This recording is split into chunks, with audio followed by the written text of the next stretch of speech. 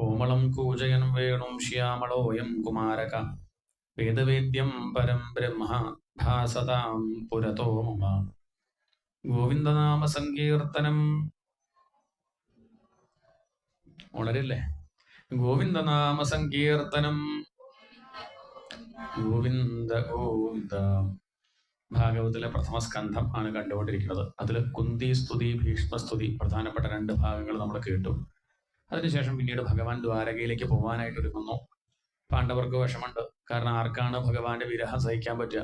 ഇവിടെ നിൽക്കണം എന്നൊക്കെ പറഞ്ഞു, പലതവണ പറഞ്ഞു നോക്കി. ഇപ്പൊ 7 മാസമായി. നാളെ പോവാം, ഇപ്പൊ ഉച്ചയ്ക്ക് വെയിലല്ലേ, വൈകുന്നേരം കാപ്പി കുടിച്ച് പോയാൽ പോരെ. എന്നാ പിന്നെ അങ്ങനെയാവാം. കാപ്പി കുടിച്ച് കഴിഞ്ഞാൽ പറയും ഇപ്പൊ നീ പോയാൽ രാത്രി ആവില്ല എത്തുക, അതുകൊണ്ട് നാളെ രാവിലെ പോകുമ്പോൾ ബ്ലോക്ക് ഉണ്ടാവില്ല. എന്നാ പിന്നെ അങ്ങനെയാവാം. നാളെ രാവിലെ ആയി നേരത്തെ പോകുമ്പോൾ ഇപ്പൊ കാപ്പിയും കൂടി കുടിക്കാണ്ട് പോയാൽ എന്തെങ്കിലും ഒന്ന് കഴിച്ചിട്ട് പോകണ്ടേ കൃഷ്ണ. 8:30 ആകുമ്പോഴേക്ക് ഇഡ്ഡലി കഴിച്ചു പോവാം. എന്നാ പിന്നെ അങ്ങനെയാവാം. ഇഡ്ഡലി കഴിക്കുമ്പോൾ ഉച്ചയ്ക്ക് ഊണ് കഴിക്കാനാകുമ്പോഴേക്കും വെയിലത്ത് ഊണ് കഴിക്കാം. ഊണ് കഴിക്കുക. ഇങ്ങനെ ഇപ്പൊ 7 മാസമായി. മനസ്സിലായി, ഒരു വിടാൻ ഉദ്ദേശമില്ല. അവര് പറഞ്ഞത് കേട്ട് തൽക്കാലം അവിടെ നിന്നപ്പം 7 മാസത്തോളം ഇനി പോണം. കാരണം 16,108 ഭാര്യമാരാ, ലക്ഷക്കണക്കിന് മക്കളാണ് ദ്വാരകയില്. കാണണ്ടേ, അവരെ സംരക്ഷിക്കണ്ടേ. അങ്ങോട്ട് പോകാനായിട്ട് ഒരുങ്ങുന്നു. പാണ്ഡവർ കൂടെ അനുഗമിക്കുന്നു. അങ്ങനെ ഭഗവാൻ ദ്വാരകയിലെത്തി. തന്റെ പാഞ്ചജന്യം എന്ന ശംഖ് ഭഗവാൻ വിളിച്ചു. പത്നിമാരൊക്കെ ഓടി വന്നു, ഭഗവാനെ മനസ്സുകൊണ്ട് ആലിംഗനം ചെയ്തു. കുട്ടികളൊക്കെ ഓടി വന്ന് ഭഗവാന്റെ കൈ പിടിച്ച് നീ പോവില്ലല്ലോ എന്നൊക്കെ ചോദിച്ചു. ഇല്ല, ഇനി ഇവിടെ തന്നെ ഉണ്ടാവട്ടോ എന്നൊക്കെ പറഞ്ഞ് അവരെ അനുഗ്രഹിച്ചും കൊണ്ട് ഭഗവാൻ ദ്വാരകയിൽ അങ്ങനെ കഴിയുകയാണ്. ഭഗവാൻ പാണ്ഡവരത്ന ദ്വാരകയിൽ എത്തിയത് ദ്വാരകാവാസികൾക്ക് ഒരു ഉത്സവമാണ്. അവർ ഉത്സവം പോലെ കൊണ്ടാടുകയാണ് ഭഗവാന്റെ വരവ്. ഇങ്ങനെ ഇരിക്കെ ഹസ്തിനാപുരിൽ ഉണ്ടായ സന്തോഷ വാർത്ത. ഉത്തര പ്രസവിച്ചു ആൺകുട്ടിയ. പേരിട്ടു വിഷ്ണുരാധൻ. ഭഗവാന്റെ പ്രസാദം എന്നർത്ഥം. വിഷ്ണുവിനാൽ രക്ഷിക്കപ്പെട്ടവൻ. ആരെ രക്ഷിച്ചത്? കൃഷ്ണൻ തന്നെയല്ലേ രക്ഷിച്ചത്. അതുകൊണ്ട് വിഷ്ണുരാധൻ എന്ന് പേരിട്ടു. അല്ലെങ്കിൽ മരിച്ചു പോകേണ്ട ആയിരുന്നു ആ അശ്വത്ഥാമാവിന്റെ അസ്ത്രം കൊണ്ട്. പക്ഷെ ഭഗവാന്റെ കാരുണ്യം കൊണ്ട് രക്ഷപ്പെട്ടു. അതുകൊണ്ട് വിഷ്ണുരാധൻ എന്ന് പേരിട്ടു. പക്ഷെ അദ്ദേഹം അറിയപ്പെട്ടത് ആ പേരിലല്ല, പരീക്ഷത്ത് എന്നുള്ള പേരിലാണ്. കാരണം അദ്ദേഹം എല്ലാവരെയും പരീക്ഷിക്കും. വരുന്നവരെയൊക്കെ നല്ലോണം നോക്കും. എന്താ നോക്കണത്? കൃഷ്ണനാണോ നോക്കുകയാണ്. കറുത്തിട്ടുള്ള ആളെ നല്ലോണം നോക്കും. മയിൽപ്പീലി ഉണ്ടോ, മഞ്ഞപ്പട്ടുണ്ടോ, ശ്രീവത്സം എന്ന മറവുണ്ടോ? എന്തിനാ നോക്കണത്? തന്നെ രക്ഷിച്ച ആളെ കണ്ട ഒരു താങ്ക്സ് പറയണ്ടേ. ആ ഗർഭത്തൊന്ന് രക്ഷിച്ചില്ലേ. അതുകൊണ്ട് വരുന്നവരെയൊക്കെ നല്ലോണം അങ്ങനെ നോക്കണത് കൊണ്ട് നാട്ടുകാരിട്ട പേരാണെന്ത്? പരീക്ഷത്ത്. പരീക്ഷിക്കണവന്. നമ്മളെ കണ്ട അങ്ങനെ നോക്കുന്നുണ്ട്, പരീക്ഷിക്കുന്നവന്. അതെ, പരീക്ഷിക്കുകയാണ്. ഈശ്വരൻ എവിടെ, എന്താണ് ഭഗവാൻ എവിടെ എന്ന് അന്വേഷിക്കുന്നവൻ. അങ്ങനെയുള്ളവർക്ക് ഭാഗവതം കേൾക്കാൻ പറ്റുള്ളൂ. അല്ലാത്തവർ വന്നിരുന്നാലും കേട്ടോളന്നില്ല. കേൾക്കാൻ ആർക്കേ പറ്റുള്ളൂ? ഈശ്വരൻ എവിടെ, ഭഗവാൻ എവിടെ എന്നുള്ളൊരു ചിന്ത ഉണ്ടാവണം. അതുകൊണ്ട് പരീക്ഷിക്കുന്ന പേര്. അല്ല, ഗർഭത്തിൽ വലിയൊരു പരീക്ഷ ജയിച്ചു വന്നതുകൊണ്ട്, പരീക്ഷയിൽ ജിതനായതുകൊണ്ട് പരീക്ഷത്ത്. അല്ല, പരിതഹ ഈക്ഷത, ചുറ്റും നോക്കുന്നവൻ, എന്ത് കണ്ടാലും അതില് ഈശ്വരാംശത്തെ കാണുന്നവൻ. ഇതും ഭഗവാനാ, ഇതും ഭഗവാനാ, എന്തും ഭഗവാൻ എന്നറിയുന്നവൻ. അതുകൊണ്ട് പരീക്ഷത്ത്. ഏതായാലും ഭഗവാൻ അദ്ദേഹത്തെ കാണാനായിട്ട് വന്നു, അനുഗ്രഹിച്ചു. തിരിച്ചു പോണ സമയത്ത് അർജുനനെയും കൂടെ കൂട്ടി ഇനി കുറച്ച് ദിവസം താൻ അവിടെ വന്ന് നിൽക്കൂട്ടുക എന്നും പറഞ്ഞ് ദ്വാരകയ്ക്ക് കൂട്ടിക്കൊണ്ടുപോയി. അങ്ങനെയാണ് ആ പ്രകടനം അവിടെ നിർത്തുന്നത്. പിന്നെ വർഷങ്ങൾക്ക് ശേഷം ഒരു കഥ സൂചിപ്പിക്കുകയാണ്. കുറച്ചു കാലം കഴിഞ്ഞപ്പോൾ പാണ്ഡവരുടെ അടുത്തേക്ക് ആര് വന്നു? വിതുരര് വന്നു, തീർത്ഥാടനം കഴിഞ്ഞിട്ട്. ഭഗവാൻ സുധാമത്തിലേക്ക് പോയിട്ടോ. ഭഗവാൻ എവിടെ പോയി? ഭഗവാൻ സുധാമത്തിലേക്ക് പോയി. പക്ഷെ ഈ വാർത്തയൊന്നും പാണ്ഡവർ അറിഞ്ഞില്ല. വിതുരര് വന്ന് പറഞ്ഞപ്പോഴാണ്, വിതുരര് വന്നതിന് ശേഷമൊക്കെയാണ്, പിന്നെ അർജുനൻ വന്നിട്ടൊക്കെ പറയുമ്പോഴാണ് കാര്യമൊക്കെ ധർമ്മപുത്രർക്ക് അറിയണത്. ഇപ്പൊ ഇവിടെ പറഞ്ഞിരിക്കുന്നത് വിതുരര് തീർത്ഥാടനം കഴിഞ്ഞ് തിരിച്ചു വന്നു. ആരാ വിതുരര്? വിതുരര് ആരാ? വ്യാസരുടെ മകനാണ്. വ്യാസർക്ക് കുറെ മക്കളുണ്ട്. ഒന്ന് ധൃതരാഷ്ട്ര, കേട്ടിട്ടുണ്ടാവും. ധൃതരാഷ്ട്ര കണ്ണ് കാണില്ല. കണ്ണ് കാണില്ല പറഞ്ഞാൽ അദ്ദേഹത്തിന് നമുക്ക് കാണണ്ടോ, അദ്ദേഹത്തിന് കാണണമെന്നില്ല. ഏറെക്കുറെ നമ്മളെയൊക്കെ പോലെ തന്നെ കാശ് മാത്രമേ കാണുള്ളൂ. പണം, പദവി, ഇതിനോട് മാത്രം ശ്രദ്ധ. ഈശ്വര വിഷയത്തിന്റെ നേരെ കണ്ണടക്കൽ, ധാർമ്മികമായ വിഷയത്തിന് നേരെ കണ്ണടയ്ക്കുന്നവൻ. അതാണ് ധൃതരാഷ്ട്രം എന്ന് പറഞ്ഞ അർത്ഥം. ധൃതം എന്ന് പറഞ്ഞാൽ മുറുക്കി പിടിക്കുന്നതാണ്. രാഷ്ട്രം എന്ന് പറഞ്ഞാൽ രാജ്യം. ഇത് എന്റേത് എന്ന് പറഞ്ഞാൽ എന്റെ സ്ഥലത്തെയും മുറുക്കി പിടിച്ചങ്ങ് നിൽക്കാർക്ക് കൊടുക്കില്ല. ഇതെന്റെ. ഈ ഭാവമുള്ളവരൊക്കെ ധൃതരാഷ്ട്രാണ്. അതാണ് താല്പര്യം. പിന്നുള്ളത് അടുത്ത മകൻ, അത് പാണ്ഡുവാണ്. പാണ്ഡുവിന് കാമമാണ്. എല്ലാം ഭോഗിക്കുക, കുറെ അനുഭവിക്കുക, കഴിക്കുക, കുടിക്കുക തന്നെ. ചിലർ അങ്ങനെയാണ് വിചാരിക്കുക. ചിലർക്ക് വെട്ടിപ്പിടിക്കണം എന്നാ ആഗ്രഹം. ചിലർക്ക് അതല്ല, ഉള്ളതൊക്കെ വിൽക്കുക, ദൂർത്തടിക്കുക, എന്നൊരു ധാരാളം കഴിക്കുക, കുടിക്കുക തന്നെയല്ലേ ജീവിതം. പിന്നെ എന്താ ഇപ്പൊ ഉള്ളത്? ഇതിലൊക്കെ പിന്നെ എന്താ? അല്ല, അതൊക്കെ വിട്ടിത്താ. ഇതൊന്നല്ല ജീവിതം. ഇനി വരാനായിട്ട് പലതും. ഇപ്പം കാണിക്കുന്ന അപകടങ്ങൾക്കൊക്കെ ഭാവിയിൽ ദുഃഖിക്കേണ്ടി വരും. നമുക്കും ദുഃഖം, നമ്മളെ ചുറ്റിപ്പറ്റിയുള്ളവർക്കും പ്രയാസം. അതാണ് പാണ്ഡു. അദ്ദേഹം കാമം കൊണ്ടാണ് മരിക്കുന്നത്. പാണ്ഡുവിന്റെ പത്നിയാണ് കുന്തിദേവി, ധൃതരാഷ്ട്രന്റെ പത്നിയാണ് ഗാന്ധാരി. അവളും കണ്ണു കെട്ടി പതിവ്രത അന്ന് ചമഞ്ഞു. ഭർത്താവിന് കണ്ണ് കാണില്ല, അപ്പൊ താൻ എന്ത് ചെയ്തു? കണ്ണ് കെട്ടി. അങ്ങനെയാണോ വേണ്ടത്? ഭർത്താവിന് കണ്ണ് കാണില്ലെങ്കിൽ നേർവഴി കാണിച്ചു കൊടുക്കേണ്ടവളാണ് ആര്? ഭാര്യ. ഭാര്യ കണ്ണ് കെട്ടിയവൻ എന്താണ്? രണ്ടുപേരും കൂടി കണ്ണ് കെട്ടിയിട്ട് ഒരാൾക്ക് കണ്ണ് കാണില്ല, മറ്റാൾ കണ്ണ് കെട്ടും ചെയ്തു. എങ്ങനെയുണ്ട്? ഒക്കെ സൂത്രാണ്. കണ്ണുകൊണ്ട് കെട്ടിക്കഴിഞ്ഞാൽ പിന്നെ അടിച്ചു വാരണ്ട, തുടയ്ക്കണ്ട, അടുക്കള പണി എടുക്കണ്ട, സൗകര്യ. ഇതാണ് സംഗതി. അതുകൊണ്ട് തന്നെ മക്കളൊക്കെ മോശക്കാരാവും ചെയ്തു. 100 പേരുണ്ട് പറഞ്ഞിട്ട് കാര്യമില്ല, ഒക്കെ ഗുരുത്തം കെട്ടവരാ. ഒക്കെയാണ് തുടക്കം എന്നാണ്. ദുര്യോധനൻ, ദുശാസനൻ, ഇങ്ങനെ ഒക്കെ അപകടക്കാരായി മാറി. മക്കളെയൊക്കെ വളർത്തണച്ച നല്ല പ്രയാസം, എളുപ്പമൊന്നുമല്ല. നോക്കി നിന്ന് ശ്രദ്ധിച്ച് നല്ല ഓണം കരുതിയിട്ട് വേണം. ഒരു കുട്ടിയെ നോക്കാൻ 2 കണ്ണ്. ഇപ്പൊ 100 കൂട്ടറുണ്ട്, എത്ര കണ്ണ് വേണം? അതുള്ള കണ്ണെന്നെ കെട്ടും ചെയ്തു. അതാണ് ബുദ്ധിമുട്ടുണ്ടായത്. അതൊക്കെ ശ്രദ്ധിക്കണം. അങ്ങനെയൊക്കെയാണ് ഈ കഥ മനസ്സിലാക്കേണ്ടത്. പിന്നെ അടുത്ത ആളാണ് ആര്? വിതുരര്. ധൃതരാഷ്ട്രരും പാണ്ഡു, വിതുരൻ. ആ വിതുരനാണ് ഇപ്പൊ തീർത്ഥാടനത്തിന് പോയത്. എന്തേ പോകാനുള്ള കാരണം? വിതുരനെ അങ്ങോട്ട് അപമാനിച്ചു, കൗരവരെ അങ്ങോട്ട് അപമാനിച്ചു. ഇടയ്ക്കിടയ്ക്ക് ഈ ദുര്യോധനൻ പാണ്ഡവരോട് കാണിക്കുന്ന ഈ അന്യായം കാണുമ്പോൾ അടുത്തു വന്നിട്ട് ധൃതരാഷ്ട്രരെ ഉപദേശിക്കാറുണ്ട്. തന്റെ ഏട്ടനാണല്ലോ, ഏട്ടന്റെ മകനോട് ഇപ്പൊ ഒന്നും പറയാൻ വയ്യ, ഏട്ടനോട് പറയാലും അടുത്തു വന്ന് പറയും, ഏട്ടാ ഇത് ശരിയല്ല, ഇത് അപകടത്തിലേക്കാണ് പോണത്, പറയാണ്ടിരിക്കാൻ വയ്യ. ഇത് ഇങ്ങനെ അങ്ങ് പ്രോത്സാഹിപ്പിച്ചാൽ അങ്ങയുടെ മകൻ പാണ്ഡുവിന്റെ മക്കളോട് കാണിക്കുന്നത് കാണുമ്പോൾ കഷ്ടം തന്നെയാണ്. പാണ്ഡു വെച്ചു, ആ മക്കളെ നോക്കേണ്ട ചുമതല വല്യച്ഛനായ അങ്ങേക്കുണ്ട്. അങ്ങ് അത് ചെയ്യുന്നുമില്ല, അങ്ങയുടെ മക്കൾ ഉപദ്രവിക്കുമ്പോൾ എതിര് നിൽക്കണമില്ല. ഇത് ശരിയല്ല, ഭാവിയിൽ ദുഃഖം അനുഭവിക്കേണ്ടി വരും, നാശമാണ് ഈ രാജ്യത്തിന് ഉണ്ടാവുക എന്നൊക്കെ ഇടയ്ക്കിടയ്ക്ക് ആര് പറയാറുണ്ട്? ഈ വിതുരൻ എന്ന് പറഞ്ഞാൽ വിവരമുള്ളവൻ അർത്ഥം. എന്താർത്ഥം? വിത് എന്നുള്ള ധാതുവിന്റെ അർത്ഥം ജ്ഞാനം. അതെന്നാണ് വേദം എന്നുള്ള പദം ഉണ്ടായത്, അറിവുള്ളവൻ. വിതുരർക്ക് അറിവിനോടാ താല്പര്യം, ധൃതരാഷ്ട്രർക്ക് അർത്ഥത്തിനോടാ താല്പര്യം, പാണ്ഡുവിന് കാമത്തിനോടാ താല്പര്യം. ഇതാണ് വ്യത്യാസം. വിതുരർക്ക് ധർമ്മത്തിനോടാണ് താല്പര്യം. അറിവുള്ളവൻ ധാർമ്മികനാവും. എന്താണ്? അറിവുള്ളവൻ ധാർമ്മികനായിരിക്കും. അയാൾ അങ്ങനെ അപകടത്തിലേക്ക് പോകില്ല, കാരണം അറിവുണ്ട്. അതൊക്കെ അപകടമാക്കും എന്നുള്ള അറിവുള്ളത് കൊണ്ട് അയാൾ നേർവഴിക്ക് സഞ്ചരിക്കുള്ളൂ. അതാണ് വിതുരന്റെ കഥ. ഒരിക്കൽ പറഞ്ഞു, ഏട്ടാ ഈ വലിയ മകനാണ് പ്രശ്നക്കാരൻ, ഇവനെ അങ്ങോട്ട് ഒഴിവാക്കിയ ബാക്കി 99 പേരും രക്ഷപ്പെടും. അതുകൊണ്ട് അന്യായം കാണിക്കുന്നത് മകനാണെങ്കിലും മാറ്റി നിർത്തൂ എന്ന് പറഞ്ഞത് കേട്ടുകൊണ്ടാണ് ദുര്യോധനൻ വരുന്നത്. എന്താ അച്ഛാ ഈ ദാസീപുത്രൻ ഇവിടുന്ന് പൊലമ്പുന്നത്? അയാളുടെ ശ്വാസം മാത്രം ബാക്കി വെച്ച് പുറമേക്ക് വലിച്ചെറിയൂന്ന് ഭടന്മാരോട് പറഞ്ഞു. ചരിത്രനെ പറ്റി പറഞ്ഞതാ, ദാസീപുത്രൻ.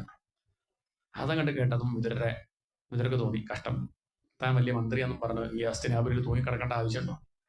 തനിക്ക് വേണ്ടിയല്ല ഈ ഉപദേശമൊക്കെ, ഈ രാജ്യം നശിക്കരുത് എന്നുള്ള ഒരൊറ്റ ഉദ്ദേശത്തിലാണ് ഈ കാര്യങ്ങളൊക്കെ പറഞ്ഞു കൊടുക്കുന്നത്. തനിക്ക് വേണ്ടിയിട്ടൊന്നുമല്ല. തന്നെ അപമാനിക്കുകയാണെങ്കിൽ പിന്നെ എവിടെ നിൽക്കേണ്ട കാര്യമില്ല എന്ന് കരുതി അദ്ദേഹം കിരീടം അഴിച്ചു വെച്ചു, സന്യസിച്ചു. ഈ കുത്തുവാക്കം കണ്ട് കേട്ടപ്പോൾ സഹിച്ചില്ല. സഹോദരന്റെ ഏട്ടന്റെ മകനാണ് തന്നെ പറ്റി ഇങ്ങനെ പറഞ്ഞതേ, ഇനിയിപ്പോ ഇതിന് ഇവിടെ കഴിയണം, താൻ പുറത്താക്കൊന്നും വേണ്ടടോ, ഞാൻ ആദ്യം തന്നെ പുറത്താ എന്നും പറഞ്ഞ് അദ്ദേഹം ഒക്കെ ഒഴിവാക്കി സന്യസിച്ചു. അങ്ങനെ അദ്ദേഹം തീർത്ഥാടനത്തിന് പോയതാ. പോകാനുള്ള കാരണം പറയാണ്. പിന്നെ 10-30 വർഷം, അതിലധികം വർഷം അദ്ദേഹം അങ്ങനെ തീർത്ഥാടനം പല ദിക്കിലും പോകും. സ്വന്തക്കാരില്ലാത്ത സ്ഥലത്തിലൂടെ അദ്ദേഹം സഞ്ചരിക്കുകയായിരുന്നു. അതാണ് തീർത്ഥാടനം. സ്വന്തക്കാരില്ലാത്ത ദിക്കിൽ പോവുക. അങ്ങനെയാകുമ്പോൾ ഓർമ്മിപ്പിക്കില്ല, തന്നാളാണ്, ഇത്ര റുപ്യ ഉണ്ടിട്ടോ കയ്യില്, ഇത്ര പെൻഷൻ വാങ്ങണില്ലേ എന്നൊക്കെ ഓർമ്മിച്ച് കഴിഞ്ഞാൽ പിന്നെ അഭിമാനം കൂടുക ചെയ്യുക. ശരിയാ, ബന്ധുക്കളൊക്കെ വന്നിട്ട് അമ്മാവ വല്യച്ഛനൊക്കെ വിളിച്ച ബന്ധുത്വം കൂടുത്തൊക്കെ ഒഴിവാക്കാനാണ് തീർത്ഥാടനം. താൻ ആരോടും ബന്ധമില്ല, ഈശ്വരനോട് മാത്രം എന്ന് പറഞ്ഞിട്ടാണ് ഇറങ്ങുന്നത്. അതുകൊണ്ട് അദ്ദേഹം തന്റെ സ്വന്തക്കാരൊന്നും ഇല്ലാത്ത സ്ഥലം നോക്കി അങ്ങനെ തീർത്ഥാടനമായിട്ട് കഴിഞ്ഞു. ഒരിക്കൽ യമുനാ തീരത്ത് വെച്ചൊരു ഭക്തനെ കണ്ടു. ആ ഭക്തന്റെ പേരാണ് ഉദ്ധവൻ. ആരാണ്? തത്രോദ്ധവം ഭാഗവതം ദദർശ. അവിടെ ഭാഗവതനായ ഉദ്ധവനെ കണ്ടു. ഉദ്ധവൻ ഭഗവാൻ പോയി സുധാമത്തിലേക്ക് പോയി ഉപദേശമൊക്കെ കൊടുത്തല്ലോ ഉദ്ധവർക്ക്. ഏകാദശം കേട്ടിട്ടില്ലേ?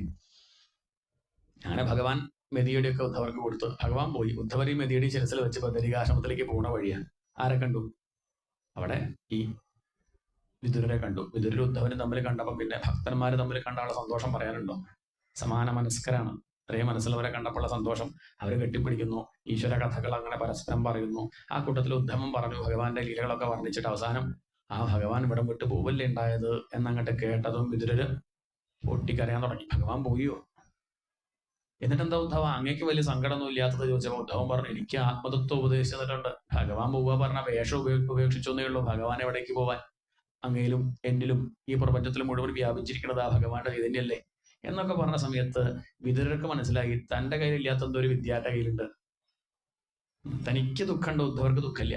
എന്താ അതിന് കാരണം? ഭഗവാൻ ഉപദേശം കൊടുത്തു, മനസ്സിലാക്കി. ചോദിച്ചു, ആ ഉപദേശം എനിക്കും തരുമെന്ന്, എനിക്കും സമാധാനമായിട്ടിരിക്കാലോ. ബുദ്ധവർ പറഞ്ഞു, ഈ ഉപദേശം ഞാനല്ല അങ്ങേക്ക് തരേണ്ടത്. അങ്ങേക്ക് തരാനായിട്ട് ഭഗവാൻ ഒരാളെ ഏർപ്പാടാക്കിയിട്ടുണ്ട്. അയാളുടെ പേര് മൈത്രേയൻ എന്നാണ്. എന്താ പേര്? മൈത്രേയ മഹർഷി. കാരണം എനിക്ക് തത്വങ്ങളൊക്കെ ഭഗവാൻ പറഞ്ഞു തരുന്ന സമയത്ത് എൻ്റെ അടുത്ത് മൈത്രേയ മഹർഷി ഇരുന്നിരുന്നു. മൈത്രേയ മഹർഷിയോട് ഭഗവാൻ ഇടയ്ക്കിടയ്ക്ക് പറയാറുണ്ട്, എന്ത്? മൈത്രേയരെ എഴുതി വെച്ചോളൂ, നോക്കി വെച്ചോളൂ, ഇതൊക്കെ എൻ്റെ ഭക്തൻ വിതുരർ അങ്ങയുടെ അടുത്തേക്ക് വരുമ്പോൾ പറഞ്ഞു കൊടുക്കണം. ഇപ്പൊ വിതുരർക്ക് ഇവിടെ എത്തിപ്പെടാൻ സാധിച്ചില്ല. അദ്ദേഹം തീർത്ഥാടനമായിട്ട് എവിടേക്കോ പോയതാ, ഇവിടേക്ക് എത്താൻ സാധിച്ചിട്ടില്ല. അതുകൊണ്ട് ഭാവിയിൽ തന്റെ ഭക്തൻ വിഷമിക്കാൻ പാടില്ല. ആ വിതുരർക്ക് വേണ്ടതൊക്കെ മൈത്രേയരെ അങ്ങ് പറഞ്ഞു കൊടുക്കണേ എന്ന് ഇടയ്ക്കിടയ്ക്ക് ആര് പറയാറുണ്ട്?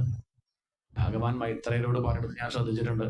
അപ്പൊ ഭഗവാന്റെ സങ്കല്പം അങ്ങ് മൈത്രേയ മഹർഷിയിൽ നിന്ന് കേൾക്കണം എന്നാ. ആ സ്ഥിതിക്ക് ഞാൻ ഇനി പറയണം? വേണ്ട, ഞാൻ പോയിക്കോളാം എന്ന് പറഞ്ഞ അദ്ദേഹം നേരെ എങ്ങോട്ടോടി? മൈത്രേയരെ കാണാനായിട്ട് പോണ സമയത്ത് മനസ്സിലെ ചിന്ത എന്താ? തന്നെ പറ്റി ഭഗവാൻ ആ അവസാന കാലത്ത് ഓർത്തില്ലേ? താൻ ഓർത്തില്ലേ? സ്വയം നമ്മൾ പറയും അവസാന കാലത്ത് നമ്മൾ ഭഗവാനെ ഓർക്കണം എന്നാണ്. ആ ഭഗവാൻ അവസാന കാലം ആരെ ഓർത്തു? തന്റെ ഭക്തനായ വിതുരർക്ക് വേണ്ടത് ചെയ്തു വെച്ചിട്ടല്ലേ പോയത്. ആ കാരുണ്യം ഓർത്തും കൊണ്ട് തന്റെ ഗുരുനാഥനെ കാണാനായിട്ട് മൈത്രേയ മഹർഷിയുടെ അടുത്തേക്ക് ചെന്നു. മൈത്രേയ മഹർഷി എവിടെയാ? ഹരിദ്വാറില.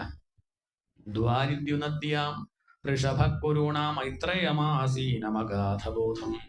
മൈത്രേയുടെ അങ്ങനെ കാത്തിരിക്കുകയാണ് തന്റെ ശിഷ്യനെ. അവിടേക്ക് വിതുരർ എത്തി, തൊഴുതു നമസ്കരിച്ചു. ലോകത്തുള്ളവരൊക്കെ സുഖമായിട്ടിരിക്കാൻ കർമ്മം ചെയ്യണോ? സുഖം ആവണില്ല, താൻ ദുഃഖം അത് ഉണ്ടാവും ചെയ്യുന്നു. എന്താ കാരണം എന്ന് ചോദിച്ചു. ഉത്തരം പറഞ്ഞു, ഭാഗവത അറിയില്ല, അതന്നെ കാരണം. സുഖമായിട്ടിരിക്കാൻ വേണ്ടി ഓരോന്ന് കർമ്മം ചെയ്യുന്നു. ആ കർമ്മം ചെയ്യുന്നതോറും ദുഃഖം കൂടിക്കൂടി വരിക. ഒന്നങ്ങോട്ട് ചെയ്ത് സുഖം വിചാരിക്കും, അതങ്ങോട്ട് കഴിയുമ്പോൾ ദുഃഖം കണ്ട് കൂടുക, സുഖമല്ല ഉണ്ടാവുന്നത്. എന്താ ഇങ്ങനെ ലോകത്തുള്ള അധിക കാര്യങ്ങൾ അങ്ങനെയാണ്. അസുഖം മാറാനായിട്ട് മരുന്ന് കഴിച്ചപ്പം ആ അസുഖം കൊണ്ട് വേറൊന്നും കൂടി ഉണ്ടായി. അപ്പൊ അതിന്റെ സൈഡ് എഫക്റ്റ് വേറൊന്നും, അതൊന്നുകൂടി ബുദ്ധിമുട്ടിലും ഭേദം മറ്റേതായിരുന്നു, ആ രോഗമായിരുന്നു ഭേദമൊന്നായി. ലോകത്തെല്ലാം അങ്ങനെയാണ്. ഓരോന്ന് പരിഹരിക്കാൻ ഓരോന്ന് ചെയ്യും, അതുകൊണ്ടുള്ള ബുദ്ധിമുട്ട് വേറെ. എന്താ അപ്പൊ ഇതിന് കാരണം? ഈശ്വര തത്വം അറിയാത്തതാണ് ഇതിന് കാരണം എന്ന് പറഞ്ഞ് ഭാഗവതം ഉപദേശിച്ചു. ആര്? മൈത്രേയ മഹർഷി വിതുരർക്ക്. വിതുരർക്ക് ഇപ്പൊ ഒരു പുതിയ വിദ്യ കിട്ടി, ഭാഗവതം. അതങ്ങോട്ട് കേട്ട സമയത്ത് വിതുരർക്ക് തോന്നാണ്, ഈ കാര്യം ഏട്ടന് പറഞ്ഞു കൊടുത്താൽ നേരെയാവില്ലേ? ധൃതരാഷ്ട്രക്കെ വലിയ വിഷമായിരുന്നല്ലോ, അദ്ദേഹത്തിന് ഈ കാര്യം പറഞ്ഞു കൊടുത്താൽ നേരെയാവും, ആളുടെ മനസ്സ് ശുദ്ധാവും. പണ്ട് കുറെ ഉപദേശിച്ചു, അത് തന്റെ കയ്യിൽ ഭാഗവതല്ലായിരുന്നല്ലോ, വേറെ എന്തൊക്കെയോ പറഞ്ഞു കൊടുക്കല്ലേ ഉണ്ടായത്. ഇത് പറഞ്ഞു കൊടുത്താൽ ഏട്ടൻ നേരെയാവും എന്നുള്ള ആ കാരുണ്യം കൊണ്ട്, കൃപ കൊണ്ട് വിതുരര് ഭാഗവതം ഉള്ളിൽ വെച്ചും കൊണ്ടാണ് വരുന്നത്. ഇപ്പൊ അതാണ് ഇവിടെ വർണ്ണിച്ചത്. വിതുരഹ തീർത്ഥയാത്രായ മൈത്രേയാദാത്മനോഗതിം. മൈത്രേയ മഹർഷിയിൽ നിന്ന് ആത്മതത്വം അറിഞ്ഞിട്ടുള്ള വരമാണ് വിതുരരുടെ. അപ്പോഴേക്ക് ഇവിടെ മഹാഭാരത യുദ്ധം കഴിഞ്ഞു. ഇപ്പൊ എന്താ കഥ? പാണ്ഡവര് ഭരിക്കുകയാണ്, ധർമ്മപുത്രരാണ് രാജ്യം ഭരിക്കുന്നത്. തന്റെ ഏട്ടന്റെ കഥ എന്താ? കൊന്നോ? ഇല്ലേ, കൊന്നിട്ടില്ല, കഴിയുന്നുണ്ട് അവരുടെ കൂടെ. എങ്ങനെയാ കഴിയുന്നത്? ഭീമാപവർത്തിതം പിണ്ടം മാതത്തെ ഗൃഹപാലവത്ത്. കഷ്ടാണ് ധൃതരാഷ്ട്രന്റെ സ്ഥിതി. മക്കളെ മുഴുവൻ ഈ പാണ്ഡവര് കൊന്നു. ഇയാളെ കൊന്നതുമില്ല, കൊല്ലിരുന്നു ഭേദം. വലിച്ചനല്ലേ പറഞ്ഞു, കൊന്നതുമില്ല. അവിടെ ഇങ്ങനെ കഴിയുകയാണ്. ശത്രുക്കളുടെ ഔദാര്യത്തിൽ കഴിയുന്ന ഒരവസ്ഥ പറഞ്ഞാൽ ഒരു ക്ഷത്രിയനെ സംബന്ധിച്ച് അഭിമാനികൾക്ക് ഇതിലും വലിയ വിഷമുണ്ടോ? മക്കളെ കൊന്നവരുടെ കൂടെ അവരുടെ അവിടുന്ന് ചോറും കഴിച്ച് അവിടെ അങ്ങനെ കഴിയേണ്ടി വരുന്ന ഒരു അച്ഛനൊന്നല്ല, പണ്ട് മഹാരാജാവായിരുന്നു. ആര്? ധൃതരാഷ്ട്ര. ഇതിലും വലിയ അവസ്ഥ. ആരാ ഊണ് കൊടുക്കണത്? ഭീമാപവർജിതം പിണ്ടം. ഭീമന കൊല്ലാൻ നോക്കിയതാ ഈ ഭീമനെ ധൃതരാഷ്ട്ര ആലിംഗനൊക്കെ ഉണ്ട്. കൊല്ലാൻ നോക്കിയതാ ഈ ഭീമനെ ധൃതരാഷ്ട്ര. ആ ധൃതരാഷ്ട്രക്ക് ഊണ് കൊടുക്കണത് ആരാ? ഭീമൻ. സ്നേഹത്തോടു കൂടി കൊടുക്കുന്നു തോന്നുന്നുണ്ടോ? എടാ ദുഷ്ട, തനിക്കറിയോ ഈ കൈ കൊണ്ടല്ലേ തന്റെ മകനെ ഞാൻ കൊന്നത്? ആ ചോരയുടെ വാസന എപ്പോഴും പോയില്ല. എന്നിട്ട് ഈ കൈ കൊണ്ട് തന്നെ ഉരുള കഴിക്കേണ്ട അവസ്ഥ തനിക്ക് വന്നില്ലടോ. അല്ല, കഴിച്ചോളൂ, കുറയ്ക്കൊന്നും വേണ്ട എന്ന് പറഞ്ഞങ്ങനെ കുത്തുവാക്ക് പറഞ്ഞു കൊണ്ട് ഊണ് കൊടുക്കും. അപവർജിതം പിണ്ടം, എറിഞ്ഞു കൊടുക്കുകയാണ് ഭക്ഷണം. അതാര് കഴിക്കും? ആ പറ്റില്ല പറഞ്ഞാൽ പറ്റില്ല, വേറെ കഴിക്കാൻ തരാൻ ആളില്ല, ഇയാളെ ഉള്ളൂ. ഇന്ന് വേണ്ട പറഞ്ഞാൽ പട്ടിണിയോ? ആർക്കപ്പോ നിർബന്ധം? അതങ്ങനെ കഴിക്കുക. ഇതുപോലെ ഗൃഹപാലവത്. ഗൃഹപാലം എന്ന് പറഞ്ഞാൽ നായ എന്നാണ് അർത്ഥം. ഭീമൻ അവജ്ഞയോടുകൂടി കൊടുക്കുന്ന പിണ്ടം ഒരു നായയെ പോലെ അങ്ങനെ കഴിക്കണത് കണ്ടപ്പോ അടുത്തു വന്ന് വിതുരര് പറഞ്ഞു, കഷ്ടം തന്നെ ഏട്ടാ, കഷ്ടം തന്നെ, അനുഭവിക്കാൻ ഒന്നും ബാക്കിയില്ല. ഇത്രയൊക്കെ അനുഭവിച്ചിട്ടും അങ്ങേക്ക് വിരക്തി വരണില്ലല്ലോ. അതാണ് അഹോ മഹീയസി ജന്തോഹോ ജീവിതാശ യഥാ യയാ ഭവാൻ ഭീമാപവർജിതം പിണ്ടം മാതത്തെ ഗൃഹപാലവത്. 2 കാലല്ല അങ്ങേക്ക് ചേരുക, 4 കാല. ജീവിതത്തിൽ ഇത്രയൊക്കെ അനുഭവിച്ചിട്ടും മനുഷ്യന് ജീവിക്കാനുള്ള കൊതിലേശൊന്നുമല്ല.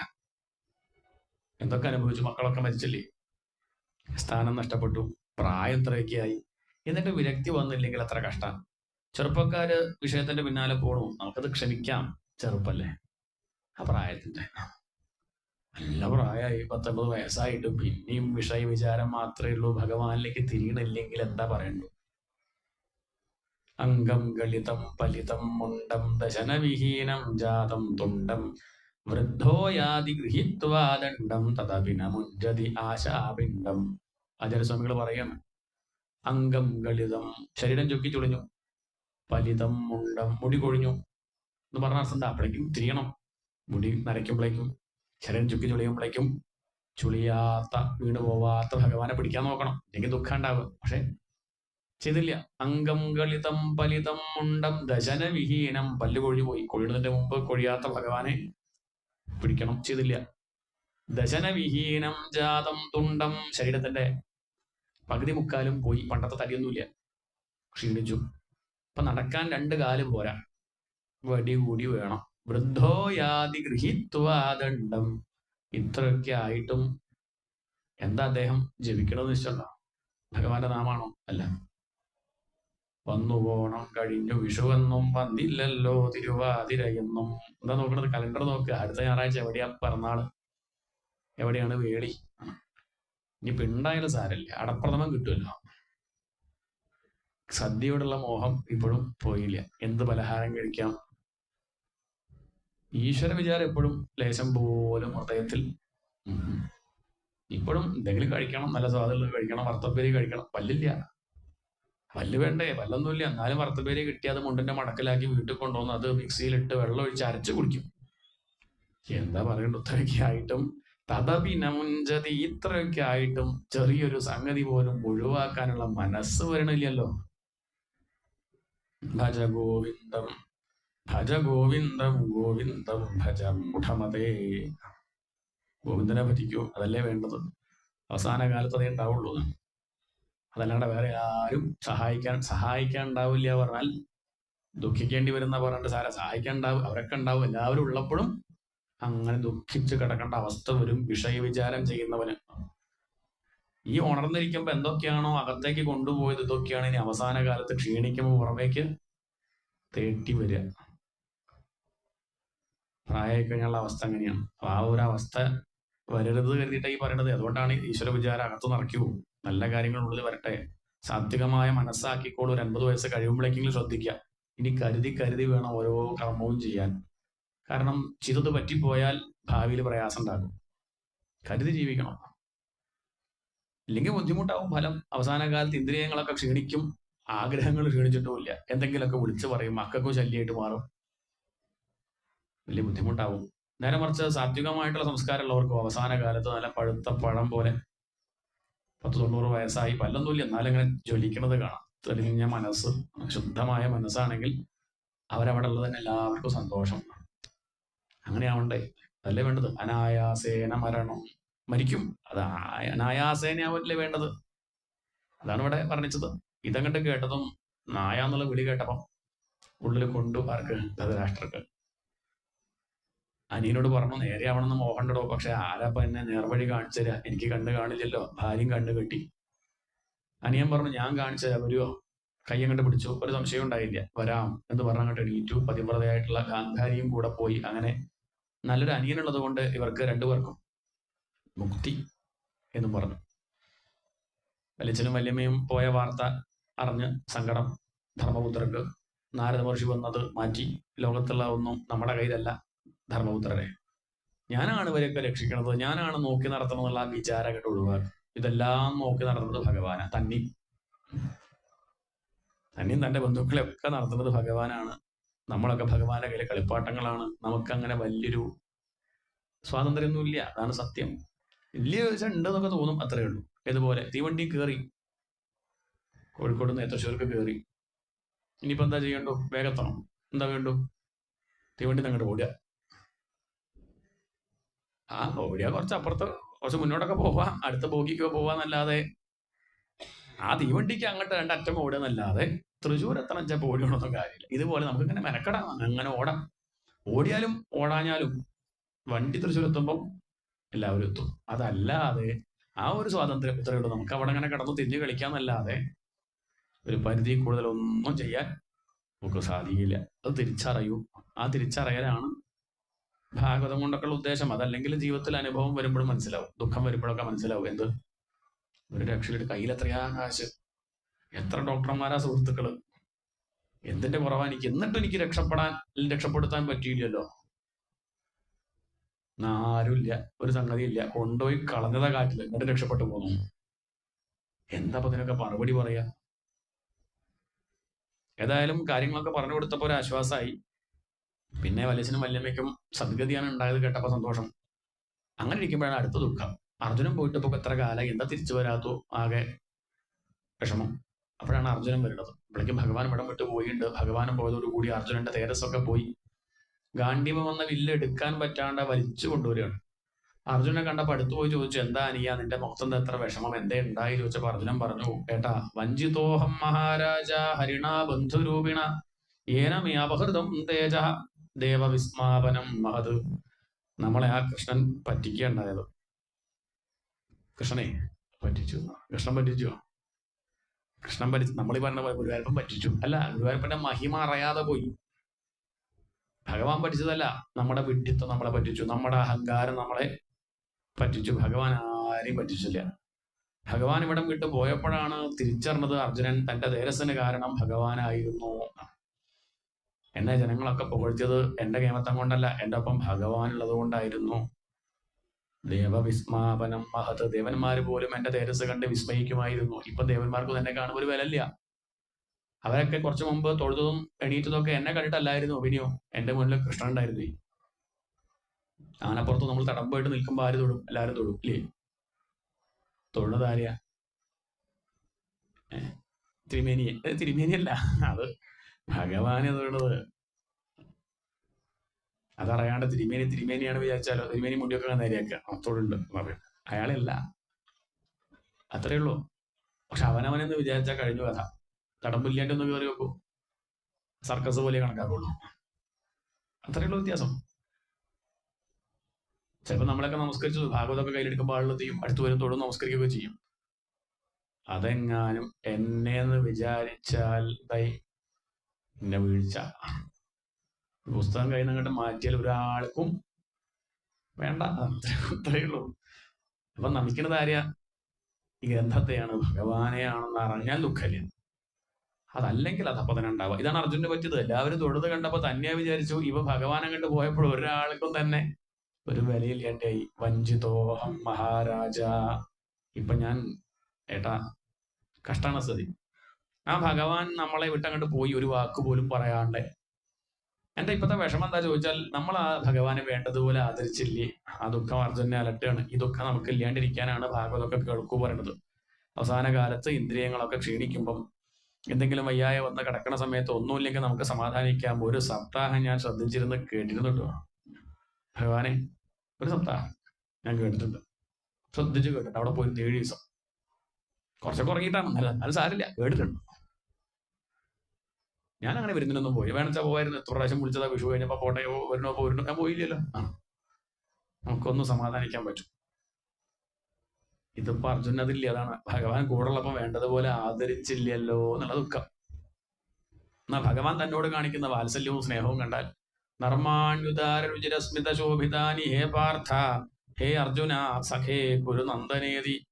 ഹേ സഖേ, ഹേ കുരുനന്ദന അർജുന, എത്ര വിനയത്തോടെയാണ് ഭഗവാൻ എന്നോട് പെരുമാറാറുള്ളത്. പക്ഷെ ഞാൻ അങ്ങോട്ട് എങ്ങനെ പെരുമാറിയത്? വേണ്ടതുപോലെ ആയില്ല, ആദരിച്ചില്ല. എത്രയോ അവസരങ്ങൾ ഉണ്ടായിരുന്നു, പക്ഷെ ഭഗവാനെ ഒന്ന് തൻ്റെ ആ ബഹുമാനം ഒന്ന് നമസ്കരിക്കുക വേണ്ടതുപോലെ തോന്നിയില്ലല്ലോ. തദ്വൈ ധനുഹു. അതേ ധനുസ്, അതേ അമ്പ്, അതേ ആവനാഴി, അതേ കുതിര, അതേ രഥം, അതേ അർജുനൻ. ഭഗവാൻ പോയതോടുകൂടി ഏതുപോലെയായി? ശരീരത്തിന് ജീവൻ പോയാൽ എങ്ങനെയാ? അതിന് പേരുടെ പേര് പിന്നെ ശവം. അതുപോലെ ഈ അർജുനന്റെ അവസ്ഥ. ഭഗവാൻ ഇവിടം വിട്ട് പോയി എന്നങ്ങോട്ട് കേട്ടപ്പോഴേക്കും ധർമ്മപുത്രനും കരയാൻ തുടങ്ങി. കുറച്ചങ്ങോട്ട് കഴിഞ്ഞപ്പോൾ അർജുനന് തന്നെ ഭഗവാൻ ഉപദേശിച്ച ഗീത. ഏത് ഗീത? ഗീതം ഭഗവത ജ്ഞാനം. ഭഗവത്ഗീത. യത്തത് സംഗ്രാമമൂർധനി. ആ യുദ്ധക്കളത്തിൽ വെച്ച് തന്നെ ഭഗവാൻ തനിക്ക് ഉപദേശിച്ചു തന്ന ഗീത ഓർമ്മ വന്നു. കുറച്ചങ്ങോട്ട് കരഞ്ഞ അഹങ്കാരം കണ്ണീരിലൂടെ ഇങ്ങോട്ട് പോയപ്പം ഗീത പണ്ട് ഉപദേശിച്ചത് ഓർമ്മ വന്നു. അത് തെളിഞ്ഞങ്ങനെ പ്രകാശിച്ചു. അർജുന, ഞാൻ എങ്ങോട്ട് പോകാനാണ്? എവിടുന്ന് വരാൻ? ഇവിടെ ഇരിക്കുന്നത് ഞാൻ തന്നെയല്ലേ. ദേഹം എടുത്താൽ അഴിച്ചു വെക്കണ്ടേ?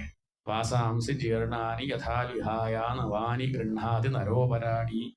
ഇതൊക്കെയാണ് ഗീതയിലെ ഉപദേശം. ആത്മാവ് ഒരിക്കലും നശിക്കില്ല. എന്താ കാരണം? അതുണ്ടായതല്ല, ഉള്ളതാണ്. ഉള്ളതൊരിക്കലും നശിക്കില്ല. ഉണ്ടായതൊക്കെ ഇല്ലാണ്ടിയാവും. ശരീരം ഉണ്ടായതാണ് ഇല്ലാണ്ടിയാവും. ഇല്ലാണ്ടിയായിക്കൊണ്ടിരിക്കുകയാണ്. ബാല്യം ഇല്ലാണ്ടിയായി, കൗമാരം ഇല്ലാണ്ടിയായി, വാർദ്ധക്യം കുറച്ചുകൂടി ഇല്ലാണ്ടിയാവും. അതിനാണ് നമ്മൾ മരണം എന്ന് പറയുക. ബാല്യം മരിച്ചു പറഞ്ഞ് നമ്മൾ കരയാറുണ്ടോ? ഉണ്ടോ? മുടി കൊഴിഞ്ഞാൽ കരയോ? പഴയ മുടി പോയി എന്ന് പറഞ്ഞിട്ടോ? ഇല്ല. പല്ല് വീണാൽ കരയാറുണ്ടോ? പല്ല് പോയി ഇല്ലല്ല. അതങ്ങനെ സംഭവിക്കും. ഓരോ വയസ്സാകുമ്പോൾ കരയല്ലല്ലോ ചെയ്യണത്. നമ്മൾ അന്ന് ഗെയിമായിട്ട് പിറന്നാൾ ആഘോഷിക്കില്ല ചെയ്യത്. ഒക്കെ മരണം തന്നെയല്ലേ അത്. എന്താ അറിയാത്തോ? കൗമാരം പോയി, യൗവനം പോയി, വാർദ്ധക്യം മരിക്കുമ്പോൾ നമ്മൾ മരണം എന്ന് പറയണം. ബാല്യം മരിച്ചു പോയില്ലേ? ബാല്യം പണിയുണ്ടോ? അങ്ങനെ അത്രയേ ഉള്ളൂ. ഇതിലൊന്നും ദുഃഖിക്കേണ്ട കാര്യമില്ല. വിവരമുള്ളവർ ദുഃഖിക്കാറില്ല. അതങ്ങോട്ട് ഓർത്തപ്പം ദുഃഖം തൽക്കാലം നീങ്ങി. എന്തായാലും ഇനിയിപ്പം തനിക്ക് പ്രത്യേകിച്ച് കർമ്മങ്ങളൊന്നും ചെയ്യാനില്ല. ധർമ്മപുത്രരും പാണ്ഡവരും എല്ലാവരും കൂടി അങ്ങോട്ട് പോയി. പരീക്ഷത്തിന് രാജ്യഭാരം ഏൽപ്പിച്ച് അവര് മഹാപ്രസ്ഥാനത്തിൽ ഒരുങ്ങി. പിന്നീട് രാജ്യം ഭരിക്കുന്നത് പരീക്ഷത്താണ്. വളരെ ഭംഗിയിൽ അദ്ദേഹം രാജ്യം ഭരിച്ചു. ഇരാവതി പേരായിട്ടുള്ള പെൺകുട്ടിയെ വിവാഹം കഴിച്ചു. ജനമേജന മുതലായിട്ടുള്ള കുട്ടികളൊക്കെ ഉണ്ടായി. തന്റെ ഭരണം എങ്ങനെയുണ്ടെന്ന് അറിയാനായിട്ട് അദ്ദേഹം കാട്ടിലൂടെ തന്റെ രാജ്യത്തിൽ അങ്ങനെ സഞ്ചരിക്കുകയാണ്. ഒരു കാഴ്ച കണ്ടു. എന്താ കാഴ്ച എന്നാണെങ്കിൽ, ഒരു പശു ആകെ കരഞ്ഞുകൊണ്ടിരിക്കുകയാണ്. തൊട്ട് മുമ്പിലൊരു കാള, നടുക്കൊരു കാട്ടാളൻ, കയ്യിൽ വലിയൊരു വാളുണ്ട്. ആ കാളയ്ക്ക് 3 കാല് ഒടിഞ്ഞിട്ടുണ്ട്. കാളയുടെ ഒരു കാലിലാണ് നിൽക്കുന്നത്. എങ്ങനെയൊക്കെയോ നിൽക്കുക. ഈ കാഴ്ച കണ്ടാലറിയാം കാട്ടാളനാണ് ആ 3 കാലും അടിച്ചതെന്നുള്ളത് കണ്ടാലറിയാം. പക്ഷെ എന്നാലും രാജാവാകുമ്പോ ഒന്ന് ചോദിച്ചിട്ട് വേണ്ടേ? അതന്നെയല്ലേ എന്നൊന്നും അന്വേഷിക്കാണ്ട് വേറെ അങ്ങോട്ട് പുറപ്പെട്ട് ആ കാട്ടാളനെ കൊന്ന ഇപ്പൊ അയാളല്ലെങ്കിലും. അതുകൊണ്ട് കാളയുടെ അടുത്ത് പോയിട്ട് ചോദിച്ചു, എന്താ കാളെ, നിന്റെ ദുഃഖത്തിന് കാരണം ആരാ എന്ന് ചോദിച്ചു. എന്താ ചോദിച്ചത്? കാളെ, നിന്റെ ദുഃഖത്തിന് കാരണം ആരാ? നമ്മളാണെങ്കിൽ എന്താ പറയാ? നമ്മുടെ ദുഃഖത്തിന് കാരണം ദുഃഖമില്ലേ? ഉണ്ട് ഉണ്ട്. ദുഃഖമില്ലേന്നോ?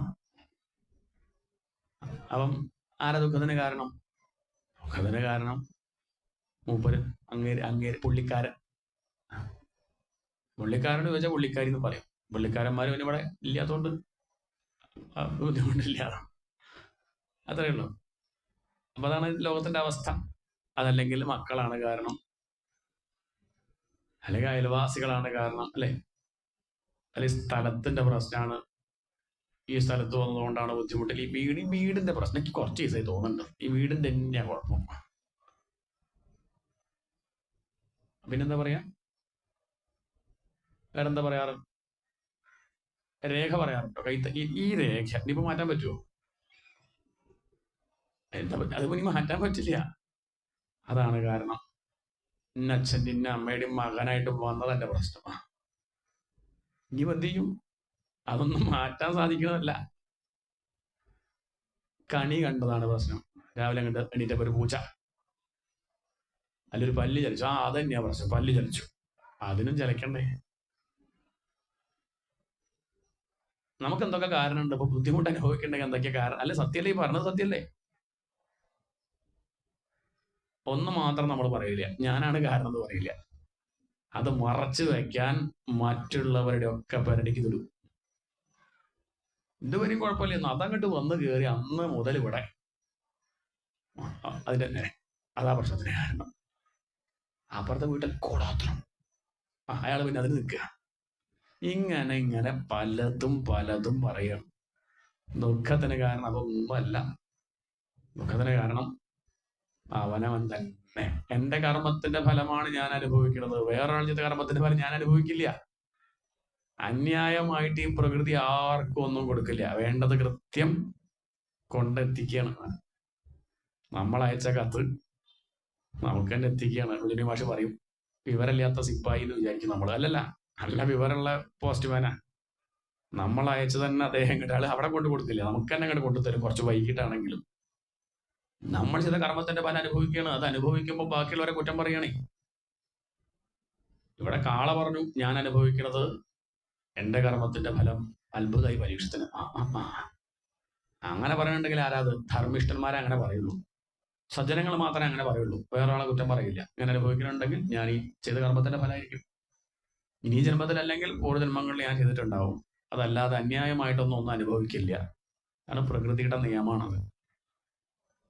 അത് കേട്ടപ്പം പരീക്ഷത്തിന് മനസ്സിലായി ഇത് ചില്ലറക്കാരനല്ല. ധർമ്മം പ്രവീഷി ധർമ്മജ്ഞ ധർമ്മോസി വൃഷരൂപതൃക്ക്. ശരിയാണ്, നീ കാള ധർമ്മല്ലേ എന്നാണ്. ഉപനിഷത്തിലൊക്കെ കാണാം, വൃഷോ വൈ ധർമ്മ. കാളധർമ്മത്തിന്റെ പ്രതീക. എന്താണ് കാളപ്പുറത്ത്? ആര്? ശിവൻ. ശിവൻ കാളപ്പുറത്തിരിക്കാൻ കാരണം എന്താ? ധർമ്മത്തിന്റെ മുകളിലാണ് ഈശ്വരന്റെ ഇരിപ്പ് തന്നെ. ഈശ്വരനെ വേണമെന്നുണ്ടെങ്കിൽ നമ്മളൊക്കെ ആരാവണം? ധർമ്മിഷ്ഠന്മാരാവണം. സദാചാരം ഇല്ലെങ്കിൽ ഈശ്വരനെ കിട്ടില്ല. ധർമ്മനിഷ്ഠൻ ഇല്ലെങ്കിൽ ഈശ്വരനെ കിട്ടില്ല. മൂല്യങ്ങൾക്ക് വില കൽപ്പിക്കുന്നില്ലെങ്കിൽ ആരെ ലഭിക്കില്ല? ഈശ്വരനെ കിട്ടില്ല. ലോകരെ മുഴുവൻ ഉപദ്രവിക്കും. ഒരു ഈശ്വരനെ വേണമെന്ന് പറഞ്ഞാൽ കിട്ടുമോ? അടുത്തു നിൽപ്പോരനുചര നോക്കാൻ അക്ഷികളില്ലാത്തോർ കരൂപനി ഈശ്വരൻ അദൃശ്യനായാൽ അതിലെന്താശ്ചര്യം. അടുത്തിരിക്കണ പട്ടിണി കാണില്ല. അത് അന്വേഷിക്കുക. ആരെ നോക്കുക? ഈശ്വരനെ നോക്കുക. കിട്ടുക? ഈശ്വരൻ അയാളെ ഉള്ളിലിരിക്കണേ. അത്രയ്ക്ക് അടുത്തുള്ള ആളെ കാണാൻ വയ്യാത്ത ആൾക്കെങ്ങനെ ഈശ്വരൻ ലഭിക്കും? ധർമ്മം എന്ന് പറഞ്ഞാൽ അത് കാളധർമ്മത്തിന്റെ പ്രതീകമാണ്. പശു ഭൂമിയുടെ പ്രതീക. എന്താണ്? കാളയുടെ 3 കാല് ഒടിഞ്ഞു. 3 കാല് പറഞ്ഞാൽ 4 കാല കാളയ്ക്കുള്ളത്. സത്യം, തപസ്, ദയാ, ശൗചം. ഏതൊക്കെയാ? സത്യം, തപസ്, ദയാ, ശൗചം. അതിലെ സത്യം മാത്രമേ ബാക്കിയുള്ളൂ. ബാക്കിയുള്ള 3 കാലും ആ കാട്ടാളന് ഒടിച്ചു. ആരാ കാട്ടാളൻ? കലിയാണ് ആ കാട്ടാളൻ. കാര്യം മനസ്സിലാക്കി ആരും? പരീക്ഷത്ത്. എന്നാ പിന്നെ ആ കാട്ടാളിനെ വധിക്കാന്ന് കരുതി വാളം കണ്ട് ഊരിയ സമയത്ത് അയാൾ കാൽക്കലം കണ്ട് വീണു. തന്നെ വധിക്കുന്ന മനസ്സിലായപ്പോഴേ രക്ഷിക്കണേ എന്ന് പറഞ്ഞ കാൽക്കൽ വീണു. രക്ഷിക്കണേ പറഞ്ഞ കാൽക്കൽ വീണ പിന്നെ കൊല്ലാൻ വയ്യല്ലോ. ശരി, തനിക്ക് ഞാൻ ചില സ്ഥാനങ്ങൾ കൽപ്പിച്ചു തരും, അവിടെ അടങ്ങിയിരുന്നോള്, ഇതെന്റെ നാടാണ്, ഇവിടെ അങ്ങനെ ജനങ്ങളെ ഉപദ്രവിക്കാൻ പാടില്ല എന്ന് പറഞ്ഞ് കുറച്ച് സ്ഥാനങ്ങൾ കൽപ്പിച്ചു കൊടുത്തു. 4 സ്ഥാനങ്ങൾ പരീക്ഷത്ത് കൽപ്പിച്ചു കൊടുത്തു കലിക്ക്. അതൊക്കെ ശ്രദ്ധിക്കേണ്ട ഭാഗങ്ങളാണ്. ദ്യൂതം പാനം സ്ത്രീയസൂന. 4 സ്ഥാനങ്ങൾ. ദ്യൂതം, ചൂതുകളി, പണം വെച്ചിട്ടുള്ള കളികളൊക്കെ അതിൽ പെടും. മറ്റുള്ളവന്റെ കീശയിലുള്ള കാശ് നമ്മുടെ കയ്യിൽ എത്തിക്കാനുള്ള കളികളൊക്കെ അതിൽ പെടും. പാനം, മദ്യപാനം. മദ്യപാനം ഉണ്ടെങ്കിൽ കലി അവിടെ ഉണ്ടാവും. കലി ഉണ്ടാവും പറഞ്ഞാൽ കലഹം ഉണ്ടാവും, മനസ്സ് ദുഷിക്കും. ഇതാണ് താല്പര്യം. കലി ഇങ്ങനെ വളം പിടിച്ചിരിക്കുന്നതല്ല, ദുഷിക്കും. അവിടെ നാശം ഉറപ്പാ. അതാണ് ഈ പറയേണ്ട താല്പര്യം. മദ്യപാനോട് നാശം ഉണ്ടാവുന്നതിന് എടുത്തു പറയേണ്ട കാര്യമുണ്ടോ? നമുക്കറിയേണ്ട കാര്യമില്ലേ? അല്ലാണ്ട് ആരെയും പറയാറുണ്ടോ? കുടിച്ച് നേരെ ചെയ്യുന്ന കേട്ടിട്ടുണ്ടോ? വീട്ടിലെ ഭർത്താവ് കള്ളുകൂടി തുടങ്ങി. എന്തൊരു ഐശ്വര്യം. മക്കളൊക്കെ നല്ലോണം പഠിക്കാൻ. പണ്ട് ഇങ്ങനെയല്ലായിരുന്നല്ലോ. നല്ല നല്ല നല്ല ഉണ്ടോ? അങ്ങനെ ഉണ്ടോ? തുടങ്ങി നശിച്ചു എന്നല്ലാതെ നേരെയായി എന്നുള്ള കഥ ഒന്നും വരെ ഉണ്ടെങ്കിൽ പറയണേ, അടുത്ത സപ്താഹത്തിൽ മാറ്റി പറയണേ. ഇല്ല, അങ്ങനെ കേട്ടിട്ടില്ല. മദ്യപാനം, ദ്യൂതം, പാനം, സ്ത്രീയ, ചീത്ത സ്ത്രീകള് എന്ന് പറഞ്ഞാൽ വിഷയവിചാരം എന്നർത്ഥം. ഈ സ്ത്രീകൾക്ക് വിഷമാവണ്ട. ചിലർ ചോദിക്കുന്നത് അവിടെ തിരുമേനി സ്ത്രീകൾ എന്ന് പറയുന്നത് അവിടെ പുരുഷന്മാർ എന്ന് പറയാനത്. സ്ത്രീകളിലും കലിയുണ്ടെന്ന് പറഞ്ഞാൽ ശരിയാവൂ? ഇല്ല, അങ്ങനെ പറഞ്ഞാൽ ശരിയാവില്ല. അങ്ങനെ പറഞ്ഞാൽ വലിയ ബുദ്ധിമുട്ടുമാണ്. കാരണം സപ്താഹത്തിലൊക്കെ അധികം സ്ത്രീകളെ കേൾക്കാനിരിക്കുള്ളൂ. ഇനി കലിയും കൂടി ഉണ്ട് പറഞ്ഞാൽ അവരും ഉണ്ടാവില്ല. ഇപ്പൊ ഞാൻ രണ്ടാമത് കേൾക്കാൻ. അപ്പൊ അതുകൊണ്ട് ഒക്കെ വെറുതെ പറയാ, ഭാഗവത്തിൽ അങ്ങനെയൊന്നും ഇല്ല. സ്ത്രീകൾ എന്ന് പറഞ്ഞ അർത്ഥം വിഷയം എന്നാണ് അർത്ഥം. വിഷയ വിചാരത്തോടു കൂടിയിരിക്കുന്നവരൊക്കെ സ്ത്രീകളാണ്. പുരാണങ്ങളിലൊക്കെ സ്ത്രീ എന്ന് പറഞ്ഞാൽ നമ്മൾ ഈ കാണുന്ന സ്ത്രീ എന്നുള്ള അർത്ഥത്തിലല്ല. ഈശ്വരനെ ചിന്തിച്ചുകൊണ്ടിരിക്കുന്നവൻ പുരുഷനാ. അതിനിപ്പോ സ്ത്രീ ആണെങ്കിലും പുരുഷനാ. നേരെ മറിച്ച് പ്രകൃതിയിലുള്ള വിഷയങ്ങൾ മാത്രം, കാമം, ക്രോധം, ലോകം, ഈർഷ്യ, അസൂയ, കുഷ്ഠ, കുശുമ്പ് തന്നെ ഇതിനോട് താതാത്മ്യം അത് ചേർന്നിരിക്കുന്നുണ്ടെങ്കിൽ അവരൊക്കെ സാപറ സത്വഗുണം, താപറ തമോഗുണം, രാപറ രജോഗുണം ഒരുമിച്ചായാൽ സ്ത്രീ ആണ്. വിഷയ വിചാരം എന്നർത്ഥം. പരദൂഷണം പറഞ്ഞിരിക്കുക, പിന്നെ എന്തെങ്കിലുമൊക്കെ ആവശ്യമില്ലാത്ത പറഞ്ഞിരിക്കുക, ഇങ്ങനെയുള്ള സ്വഭാവം ഉള്ളവരുമായിട്ട് കൂട്ടുകൂടരുതെന്നാണ് പറഞ്ഞതിന്റെ താല്പര്യം. അതിന് പുരുഷൻ സ്ത്രീ എടുക്കണ്ട. പിന്നെ ഇവിടെ ചീത്ത സ്ത്രീകളെ ശ്രദ്ധിക്കണമെന്ന് പറയാൻ കാരണം ഇത് പുരുഷന്മാരുടെ ഉപദേശം. ആരോടാ? അപ്പൊ അവരോട് എന്ത് പറഞ്ഞു? ശ്രദ്ധിക്കണല്ലോ, നിങ്ങൾ കൂടുതൽ ശ്രദ്ധിക്കേണ്ടത് സ്ത്രീകളുടെ അടുത്തേക്ക് പോകുമ്പോഴാണ്. സ്ത്രീകളോടാണ് ഉപദേശിച്ചെന്ത് പറയുന്നു? ചീത്ത പുരുഷന്മാരെ ശ്രദ്ധിക്കണേ, കരുതണേ, ഇല്ലെങ്കിൽ ബുദ്ധിമുട്ടാവേ എന്ന് പറയായിരുന്നു. സ്ത്രീയ സൂന പറഞ്ഞാൽ പ്രാണിഹിംസ, ജന്തുക്കളെ ദ്രോഹിക്കുക. ഇത്രയും കാര്യങ്ങൾ എവിടെ ഉണ്ടോ അവിടെ കാര്യമുണ്ടാവും. അവര് നശിക്കും, ഉറപ്പ്. കലി പറഞ്ഞു പോരാ, ഇതൊന്നും പറ്റില്ല. കാരണം അന്ന് ഇതൊന്നും ഇല്ല. ചീത്ത സ്ത്രീകളില്ല, കള്ളുകൂടിയില്ല, കലിക്കൊന്നും ഇരിക്കണ്ടേ, ഒന്ന് നിവർന്ന് കാലൊക്കെ നീട്ടി ഇരിക്കണം ചില സ്ഥലം വേണ്ടേ. ഇപ്പൊ കലി അങ്ങോട്ട് ആവശ്യപ്പെട്ടു. ഞാനൊന്ന് അങ്ങോട്ട് ചോദിക്കട്ടെ, ജാതരൂപം സ്വർണത്തിൽ ഇരുന്നോട്ടെ ചോദിച്ചു. എവിടെ? സ്വർണത്തിൽ, ഭൗതിക സമ്പത്തിൽ. പരീക്ഷത്ത് യെസ് ആയിക്കോട്ടെ എന്ന് പറയും ചെയ്തു. അതാണ് അപകടമായത്. കാരണം അതിൽ നിന്ന് അങ്ങോട്ട് വലുതാവാൻ തുടങ്ങി. പണത്തിലിരിക്കട്ടെ പറ, പണം മോഹമില്ലാത്തവരായിട്ട് അധികം പേരും ഉണ്ടാവില്ലേ. മറ്റതൊക്കെ ഇല്ലെങ്കിൽ പണത്തിനോട് ആഗ്രഹം ഉണ്ടാവില്ലേ, സ്വർണത്തിനോട് ആഗ്രഹം ഇല്ലാത്തവരുണ്ടാവും. നമ്മൾ എടുത്തു വെക്കാറില്ലേ, കൊല്ലം കൊല്ലം ലേശം ലേശം വാങ്ങിയിട്ട് നമ്മളിങ്ങനെ അക്ഷയ തൃതീയയ്ക്കോ അവിടെ വാങ്ങുക, എന്തെങ്കിലും പേരും പറഞ്ഞ് കുറേശ്ശെ വാങ്ങി. വാങ്ങണമെന്നൊന്നും കുഴപ്പമില്ല കേട്ടോ. ഇനിയിപ്പോൾ അതിൽ കലിയുണ്ട് പറഞ്ഞാൽ ഇവിടെ വെച്ച് പോകണ്ട, തിരുമേനിക്ക് ഇരിക്കട്ടെ, തരുന്നില്ലേക്ക് അറിയാം. എന്നാലും അങ്ങനെ കലി ഉണ്ടെന്ന് പറഞ്ഞ കഴുത്തിലുള്ളൊന്നും ഇവിടെ ഇട്ട് പോകണ്ട. താല്പര്യം എന്താ ചോദിച്ചാൽ അതിനോടുള്ള ആസക്തി കൊണ്ട് ഈശ്വരനെ മറക്കാറില്ലേ, അതാണ് ചോദ്യം. ഗുരുവായൂർ പൂ കാണിച്ചാൽ ഭജിക്കാൻ പറ്റുമോ? കഴുത്തിൽ മാല ഉണ്ടെങ്കിൽ ഓ പറ്റും. നമ്മൾ ക്യൂല് നിൽക്കുമ്പോൾ നാരായണ നാരായണ നാരായണ പറഞ്ഞ് അങ്ങനെ പോകുമ്പോഴാണ് അനൗൺസ്മെന്റ്, കഴുത്തിൽ മാല കെട്ടിയവരുടെ ശ്രദ്ധയ്ക്ക്. ഇനി എന്താവും ചിന്ത? കള്ളമാല ശല്യണ്ടെന്ന് പറയണേ. അതോടുകൂടി പിന്നെ 6 പവൻ 6 പവൻ 6 പവൻ 6 പവൻ. നാരായണ പോയി, നാരായണൊക്കെ എപ്പോഴോ പോയി. പിന്നെ ഈശ്വര എങ്ങനെങ്കിലും ഒന്ന് പുറത്തെത്തിയാൽ മതി, തൊഴുതില്ലെങ്കിലും സാരല്ലേ, ക്യൂല് കുടുങ്ങിപ്പോയി എന്നാണ്. ഒരു സെക്കൻഡ് വേണ്ടി വന്നില്ല ഭഗവാനെ മറക്കാൻ. ഇത്രേ പറഞ്ഞിട്ടുള്ളൂ, അത്രേ വേണ്ടൂ. ഒരു നിമിഷം കൊണ്ട് നമ്മളിതൊക്കെ ഭഗവാനെ തന്നെ ഉപേക്ഷിച്ചിട്ട് അങ്ങോട്ട് പോകും, ഇതിനോടുള്ള പ്രേമം കൊണ്ട് പോവും. അതുകൊണ്ടാണ് പറഞ്ഞത് ഇരുന്നോട്ടെ, അത് പോയാലും ദുഃഖിക്കണ്ട. അങ്ങനെ വെച്ചാൽ കെട്ടി നടന്നോളൂ. ഇതൊരാൾ അങ്ങോട്ട് കൊണ്ടുപോയാൽ അത് പോയി തന്നെ. നേരെ മറിച്ച് ബോധം കെട്ട് വീഴുക, ഭ്രാന്താവുക ചെയ്താൽ ബുദ്ധിമുട്ടായി. അത് പാടില്ല, അത്രേ പറഞ്ഞിട്ടുള്ളൂ.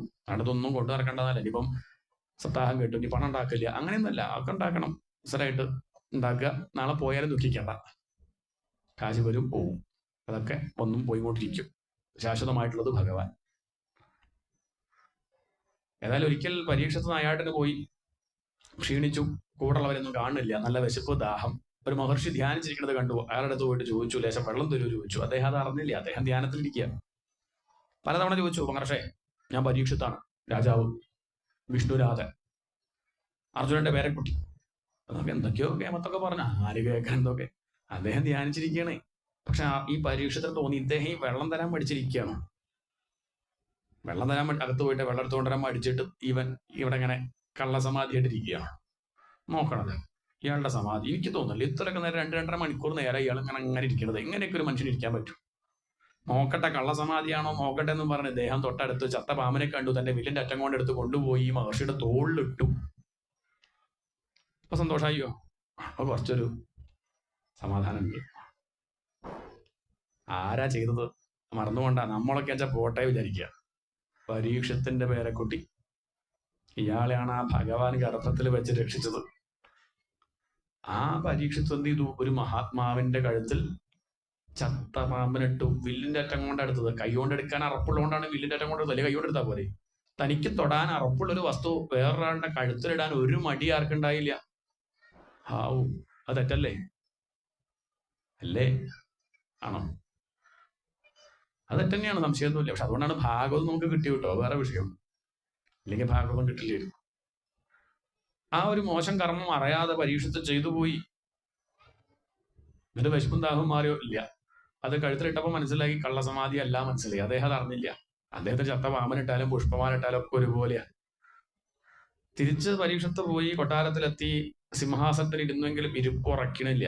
അഹോമയാ നീചമനാര്യവത്കൃതം ദുഃഖം. ഈശ്വര, വിശപ്പും ദാഹവും എന്നെ ചതിച്ചല്ലോ, ഞാനൊരു കർമ്മം ചെയ്തു പോയല്ലോ. വിശപ്പും ദാഹം അങ്ങോട്ട് വന്നപ്പോഴേ കണ്ണ് കാണാണ്ടേ പോയി. എന്തൊക്കെയാ ചെയ്തെന്ന് വെച്ചാല് അഹന്ത കണ്ട് പൊന്തി. ഉള്ളിലുണ്ടായിരുന്നു, പക്ഷെ പുറമേക്ക് ഇങ്ങനെ വന്നില്ല അഹന്ത. പക്ഷെ ഇപ്പൊ ഒരു അനുകൂല സാഹചര്യം വന്നപ്പോൾ ഉള്ളിലുള്ള അഹങ്കാരം അതങ്ങോട്ട് ഉരുണ്ട് കൂടി പുറമേക്ക് വന്ന് ഇങ്ങനെ ഒരു പ്രവൃത്തി ചെയ്തു പോയി. ഈശ്വര, ഞാൻ എന്റെ കുലത്തെ പറയിപ്പിച്ചല്ലോ, പാണ്ഡവരെ മുഴുവൻ ഞാൻ പറയിപ്പിച്ചല്ലോ. ഇനി അങ്ങനെയല്ലേ പറയാം, അർജുനന്റെ പേരക്കുട്ടിയെ കഷ്ടം, ആ മഹാത്മാവിന്റെ കഴുത്ത് ചത്ത പാമ്പിനിട്ട് അവഹേളിച്ചു, എന്റെ മുത്തച്ഛന്റെ പോലും ചീത്തപ്പേരായല്ലോ. ഇതിനായിരുന്നു ഭഗവാനെ എന്നെ ഗർഭത്തിൽ വെച്ച് രക്ഷിച്ചത്? എന്നെ കൊണ്ട് ഇങ്ങനെ ഒരു കർമ്മം ചെയ്യിക്കാനായിരുന്നോ എന്നൊക്കെ അദ്ദേഹം അങ്ങനെ ആലോചിച്ചു ദുഃഖിച്ചു. ഇനിയിപ്പോ എന്താ വഴി? പരിഹാരം ഉണ്ടോ? അപ്പോഴേക്ക് ഈ വാർത്ത അറിഞ്ഞു. ആ മുനിപുത്രൻ ശൃംഗി അറിഞ്ഞു. അച്ഛന്റെ കഴുത്തിൽ ചത്ത പാമ്പിനെ രാജാവ് തോളിട്ടിട്ടുണ്ടെന്ന് അറിഞ്ഞ ആ വാർത്ത കേട്ടതും അദ്ദേഹം നദിയിലിറങ്ങി ലേശം വെള്ളം കയ്യിലെടുത്ത്, ഇത് ആരാണോ ചെയ്തത് അയാൾ ഇന്നേക്ക് 7-ാം നാൾ തക്ഷകം കടിച്ച് മരിക്കട്ടെ, ശാപം.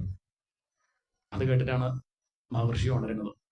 തന്റെ മകനോട് ചോദിച്ചു എന്തേ ഉണ്ടായി, കാര്യങ്ങളൊക്കെ വർണ്ണിച്ചു. ശപിച്ചു എന്ന് കേട്ടപ്പോ ആ അച്ഛൻ മകനെ അഭിനന്ദിച്ചില്ല. നാത്മജമഭ്യനന്ദത്. കഷ്ടം തന്നെ മകനെ, നീ ചെയ്തത് അബദ്ധമായിട്ടു. ചത്ത പാമ്പ് തോളിട്ടപ്പോ എന്താ കുഴപ്പം? കടിക്കുന്നില്ലല്ലോ, ജീവനുള്ളതല്ല, ചത്ത പാമ്പല്ലേ. നീ ശപിച്ചതെന്താ? ചത്ത പാമ്പ് പരീക്ഷത്തിന് തോളിൽ വന്ന് വീഴട്ടെ ആണോ? അങ്ങനെ വെച്ചാൽ കുഴപ്പമൊന്നുമില്ലായിരുന്നു, പകരത്തിന് പകരമായി. നീ പറഞ്ഞത് ജീവനുള്ള പാമ്പ് കടിക്കട്ടെ എന്നല്ലേ, ചത്തുപോകില്ലേ അദ്ദേഹം? ഇത് ശരിയാണോ? ചെറിയൊരു തെറ്റിന് വലിയ ശിക്ഷ കൊടുക്കണത് ശരിയാണോ? ആണോ? ആണോ? അല്ല. അല്ല പറഞ്ഞ ഉണരും ആണ്. ഉത്തരം പറഞ്ഞ അത്രയും ഒന്ന് ഉണർന്നു കിട്ടില്ല. എങ്ങനെ എങ്ങനെ ഉച്ച സമയം ഒരു ഇളം വെയിലൊക്കെ ആയിട്ട് അങ്ങനെ നിൽക്കുമ്പോൾ ചിലപ്പം ഒരു ചൂടും ചെറിയൊരു ഫാനിന്റെ കാറ്റൊക്കെ ആകുമ്പോൾ ഒരു സ്വപ്നാവസ്ഥയിലൊക്കെ ആയിരിക്കും. അപ്പൊ അതുകൊണ്ട് കൂടെ വരാനാണ് ഈ ചോദ്യം ചോദിക്കുന്നത്. അദ്ദേഹം പറഞ്ഞ മകനെ കഷ്ടായി പോയി എന്നാണ്. നാത്മജമഭ്യനന്ദത്. രാജാവ് അങ്ങനെ കർമ്മം ചെയ്തതിൽ അത്ഭുതമൊന്നുമില്ല. രാജാവ് ക്ഷത്രിയനാണ്, രജോ ഗുണപ്രധാനികളാണ്. അവര് ഓട്ടം ചാട്ടം അങ്ങനെ നായാട്ടിന് വന്നു, ഈ ജന്തുക്കളുടെ പിന്നാലെ ഓടി വെച്ചപ്പം ദാഹമൊക്കെ വന്നപ്പോ അദ്ദേഹം അങ്ങനെ ഒരു കർമ്മം ചെയ്തു. അതിപ്പം മോശമാണല്ല പറയുന്നത്, പക്ഷെ വലിയ കുറ്റൊന്നായിട്ട് പറയാനില്ല. പക്ഷെ നമ്മളോ എന്നും ഗായത്രി ജപം, നദിയുടെ തീരത്തിരിക്കുക, വെണ്ടക്ക തക്കാളി മാത്രം കഴിക്കുക, എന്നും രാവിലെ ഭാഗവതരുടെ അദ്ദേഹം വായിക്കുക, ഇങ്ങനെയൊക്കെ ഇരിക്കുന്ന നമ്മൾ ഈ ജാതി പ്രവൃത്തി ചെയ്താൽ ശരിയായോ? ഇതിപ്പം രാജാവ് ഇതിനേക്കാൾ വലിയ കഷ്ടമാണ് നീ ചെയ്തത്. ശരിയായില്ല. ഏതായാലും ഭഗവാന്റെ സങ്കല്പവും, അല്ലെങ്കിൽ ഇപ്പൊ നീ ഇങ്ങനെ ചെയ്യേണ്ടതും അല്ലല്ലോ. ഇതുവരെ ഇങ്ങനൊന്നും ചെയ്തിട്ടില്ല. ഇപ്പൊ ഇങ്ങനെ ചെയ്തിട്ടുണ്ടെങ്കിൽ ഇതിൽ പിന്നിൽ എന്തോ സങ്കല്പം ഭഗവാന്റെ ഉണ്ടാവും. ഇനിയിപ്പോ ചെയ്യേണ്ടത് ആലോചിക്കുക, ഈ കാര്യമൊക്കെ രാജാവിനെ അറിയിക്കുക. അദ്ദേഹത്തിന് എന്താ ചെയ്യേണ്ടത് വെച്ചാൽ ചെയ്യാലോ. 7 ദിവസം മരിക്കാൻ പോവുക. ഈ കാര്യം അറിഞ്ഞില്ല എന്ന് വേണ്ട. ഈ വാർത്ത രാജാവിനെ അറിയിച്ചു. രാജാവ് ദുഃഖിച്ചു. ഈ വാർത്ത കണ്ട് കേട്ടപ്പോ രാജാവ് ഹാവൂ, കിട്ടിയല്ലോ, ശിക്ഷ കിട്ടിയല്ലോ, അത്രയും വേണ്ടു. ഇങ്ങനെയാണ് വിവേകികൾ ചെയ്ത കർമ്മത്തിന്റെ ഫലം. അത് വരും ഉറപ്പുണ്ട്, പിന്നെ എന്തിനു ദുഃഖിക്കുന്നത്? എന്തായാലും വരും, ചെയ്തു പോയി, ഇനി അനുഭവിക്കുക, അത്രയേ ഉള്ളൂ. അദ്ദേഹം അവിടുന്ന് പറയാണ്, നന്നായി, കുറെ കാലം ധാരാളം പ്രഭാഷണം കേട്ടിട്ടുണ്ട്, അനവധി സത്സംഗങ്ങളിൽ ഞാൻ പങ്കെടുത്തിട്ടുണ്ട്. പക്ഷേ അപ്പോഴൊക്കെ പ്രഭാഷണം കേട്ടപ്പോഴും ഇല്ലാത്ത വിരക്തി എനിക്കിപ്പോ ഉണ്ടായി. കേട്ടിട്ടുണ്ട് പ്രഭാഷണത്തിൽ ഈ സ്വത്തും സമ്പത്തും ഒക്കെ നിസ്സാരമാണ്, ഈ ഭാര്യ കുട്ടികളെ കൊണ്ടൊന്നും കാര്യമില്ല എന്നൊക്കെ കേട്ടിട്ടുണ്ട്. ഇപ്പൊ മനസ്സിലായി. എന്ത് വലിയ രാജാവ, വലിയ കൊട്ടാരം, പറഞ്ഞാൽ കേൾക്കണ ഭാര്യ സുന്ദരി, മക്കള് മിടുക്കന്മാര്, ഒന്നും കാര്യമില്ല. 7 ദിവസം കഴിഞ്ഞാലൊക്കെ ഇല്ലേ? അല്ല, അവരൊക്കെ ഉണ്ടാവും, പരീക്ഷത്ത് പോകും. ആയിക്കോട്ടെ, ഫലത്തിൽ എന്താ? ഒരു ബ്രാഹ്മണ ബാലൻ നാവ് പുറത്തിട്ടപ്പോഴേക്കും തന്റെ കൊട്ടാരം പോയി, ഭാര്യ പോയി, മക്കള് പോയി, ശരീരം പോയി എന്ന് പറഞ്ഞ അർത്ഥം അത്രയ്ക്കുള്ള പുതിന്റെയൊക്കെ ഒരു കഥ. നമ്മളിപ്പോ കേമായിട്ട് കൊണ്ടുനടക്കുന്ന വിഷയത്തിന്റെ കഥ ഒന്നും ഉണ്ടായില്ല. വക്കറ്റുമായിട്ട് അങ്ങോട്ട് കുളിമുറിക്ക് അങ്ങോട്ട് പോകാൻ പുറപ്പെട്ടു, ഇത്രയേ ഉള്ളൂ. ഇങ്ങനെയൊക്കെയാണ്. ഒന്നുമില്ല, നമുക്ക് ഒന്നും പ്രതീക്ഷിക്കാൻ പറ്റില്ല, എങ്ങനെയാന്ന് പറയാൻ സാധിക്കില്ല. അദ്ദേഹം പറയാണ്, നന്നായി, വിമർശിതോ ഹേയതയാ പുരസ്താത്. കുറെ കാലമായി എല്ലാം വിട്ടെന്ന് സ്വസ്ഥമായിട്ടിരിക്കണം എന്ന് വിചാരിക്കണം, കുറെ കാലമായി വിചാരിക്കണം. ഇപ്പം ഭഗവാൻ എനിക്കൊരു അവസരം തന്നു, ഇനി ഒരു 7 ദിവസം ഉണ്ടല്ലോ, ഞാൻ സന്യസിക്കാം എന്നും പറഞ്ഞ അദ്ദേഹം എല്ലാം വിട്ടു. അദ്ദേഹം ചെന്നു എവിടെ? ഗംഗയുടെ തീരത്ത് കിഴക്കോട്ട് ദർഭ വിരിച്ച് വടക്കോട്ട് നോക്കിയിരിക്കുകയാണ്. ഇനി എണീക്കില്ല, ഭക്ഷണം കഴിക്കില്ല, വെള്ളം കുടിക്കില്ല. അവിടെ ഇരുന്ന് മനസ്സിനെ അടക്കി മെല്ലെ ശ്വാസം വലിച്ച് ഭഗവാനെ തന്നെ ഹൃദയത്തിൽ ചിന്തിച്ച് മെല്ലെ ശരീരം കണ്ട് ഒഴിവാക്കും. അദ്ദേഹം ഓർപ്പിച്ചു. അതാണ് പ്രായോപവേശം. സ്വയം ശരീരം ഉപേക്ഷിക്കുക, ആത്മഹത്യ ചെയ്യല്ല, ഈശ്വര വിചാരത്തോടു കൂടി ശരീരം ഉപേക്ഷിക്കുക. അങ്ങനെ അദ്ദേഹം അവിടെ പോയിരുന്നതും സർവസംഘ പരിത്യാഗിയായി. ആര്? പരീക്ഷത്ത് രാജാവ്. ഇപ്പൊ ആരായി? പരീക്ഷത്ത് മഹർഷിയായി. ആരായി? എല്ലാം ഉപേക്ഷിച്ചല്ലേ. രാജർഷി, വെറും രാജാവല്ല, രാജഋഷിയായിട്ട് മാറി. അപ്പോഴേക്ക് ഋഷിമാർക്കൊക്കെ അദ്ദേഹത്തെ കാണാൻ മോഹം. എല്ലാവരും അങ്ങോട്ട് പുറപ്പെട്ടു. നാരദ ഋഷീശ്വരന്മാരൊക്കെ പരീക്ഷത്തിന്റെ മുന്നിലെത്തി. പരീക്ഷത്ത് അവരെ മനസ്സുകൊണ്ട് നമസ്കരിച്ചുകൊണ്ട് പറയാണ്, ഞാൻ എന്ത് ഭാഗ്യം ചെയ്തു. ചെയ്തത് മോശം കാര്യമാണ്. ചത്ത പാമ്പിനെ ആ മഹർഷിയുടെ തോളിലിട്ടു. ശരിക്കും പറഞ്ഞാൽ നിങ്ങളൊക്കെ യൂണിയൻകാർ എന്റെ നേരെ സമരം ചെയ്യാൻ വേണ്ടത്. കാരണം നിങ്ങളെ പാർട്ടി പെട്ട ഒരാളെയാണ് ഞാൻ നേരത്തെ കുറച്ച് മുന്നേ അപമാനിച്ചത്. എന്നിട്ട് നിങ്ങളുടെ കാര്യം നോക്കൂ, എന്നെ അനുഗ്രഹിക്കാനായിട്ട് വന്നില്ലേ നിങ്ങൾ എന്നെ കാണാൻ? ഞാൻ കൊട്ടാരത്തിലിരിക്കുമ്പോൾ നിങ്ങളെ ആരും അവിടെ കണ്ടില്ലല്ലോ. കൊട്ടാരത്തിലിരിക്കുമ്പോൾ ആരും പോയില്ല. കാരണം കൊട്ടാരത്തിലിരിക്കുന്നത് വലിയ കേമത്തൊന്നുമല്ല, ഭൗതിക വസ്തുക്കളെ ഉപേക്ഷിക്കലാണ് കേമത്വം. അല്ലേ? നമ്മളൊരാളുടെ കേമത്തളക്ക് എന്തും കൊടുത്തു, എന്തും ഉപേക്ഷിച്ചു നോക്കിയിട്ടാണ്, എന്തും നേടി നോക്കിയിട്ടല്ല. എല്ലാം ഉപേക്ഷിക്കാനുള്ളതാണ് യോഗികൾക്ക് ഏറ്റവും ഇഷ്ടം. അങ്ങനെ ഒരാളെ കണ്ടപ്പോൾ അവർ കാണാനായിട്ട് പോയി. ഒറ്റ ചോദ്യം എനിക്കുള്ളൂ, എന്താനുഷ്ഠിച്ചാൽ ഇനി ജന്മം സഫലാവുക? മരിക്കാൻ പോകുന്ന മനുഷ്യൻ എന്താ ചെയ്യേണ്ടത്? എന്തെങ്കിലും താൻ ചെയ്യാൻ ബാക്കിയുണ്ടോ ചോദിക്കണം. അതിനുള്ള ഉത്തരം അവർക്കൊക്കെ അറിയാമെങ്കിലും അവരാരും മിണ്ടിയില്ല. അവരൊക്കെ അങ്ങോട്ടും ഇങ്ങോട്ടും പരസ്പരം നോക്കുകയാണ്. കാരണം അവരൊക്കെ ഉള്ളിൽ പറയണത് എന്താ, ആള് വരുന്നുണ്ട്. ആര് ഇതിന് ഉത്തരം പറയാനായിട്ട് ഒരാൾ പുറപ്പെട്ടിട്ടുണ്ട്. ഞങ്ങളിപ്പോ നേരത്തെ വന്നത്, ഇനി അയാൾ എത്തിക്കഴിഞ്ഞാൽ ഇവിടെ തിരക്കാവും, സ്ഥലം ഉണ്ടാവില്ലിരിക്കാൻ. ഇപ്പൊ നേരത്തെ വന്ന് സീറ്റ് ബുക്ക് ചെയ്തതാ ഋഷിമാരൊക്കെ.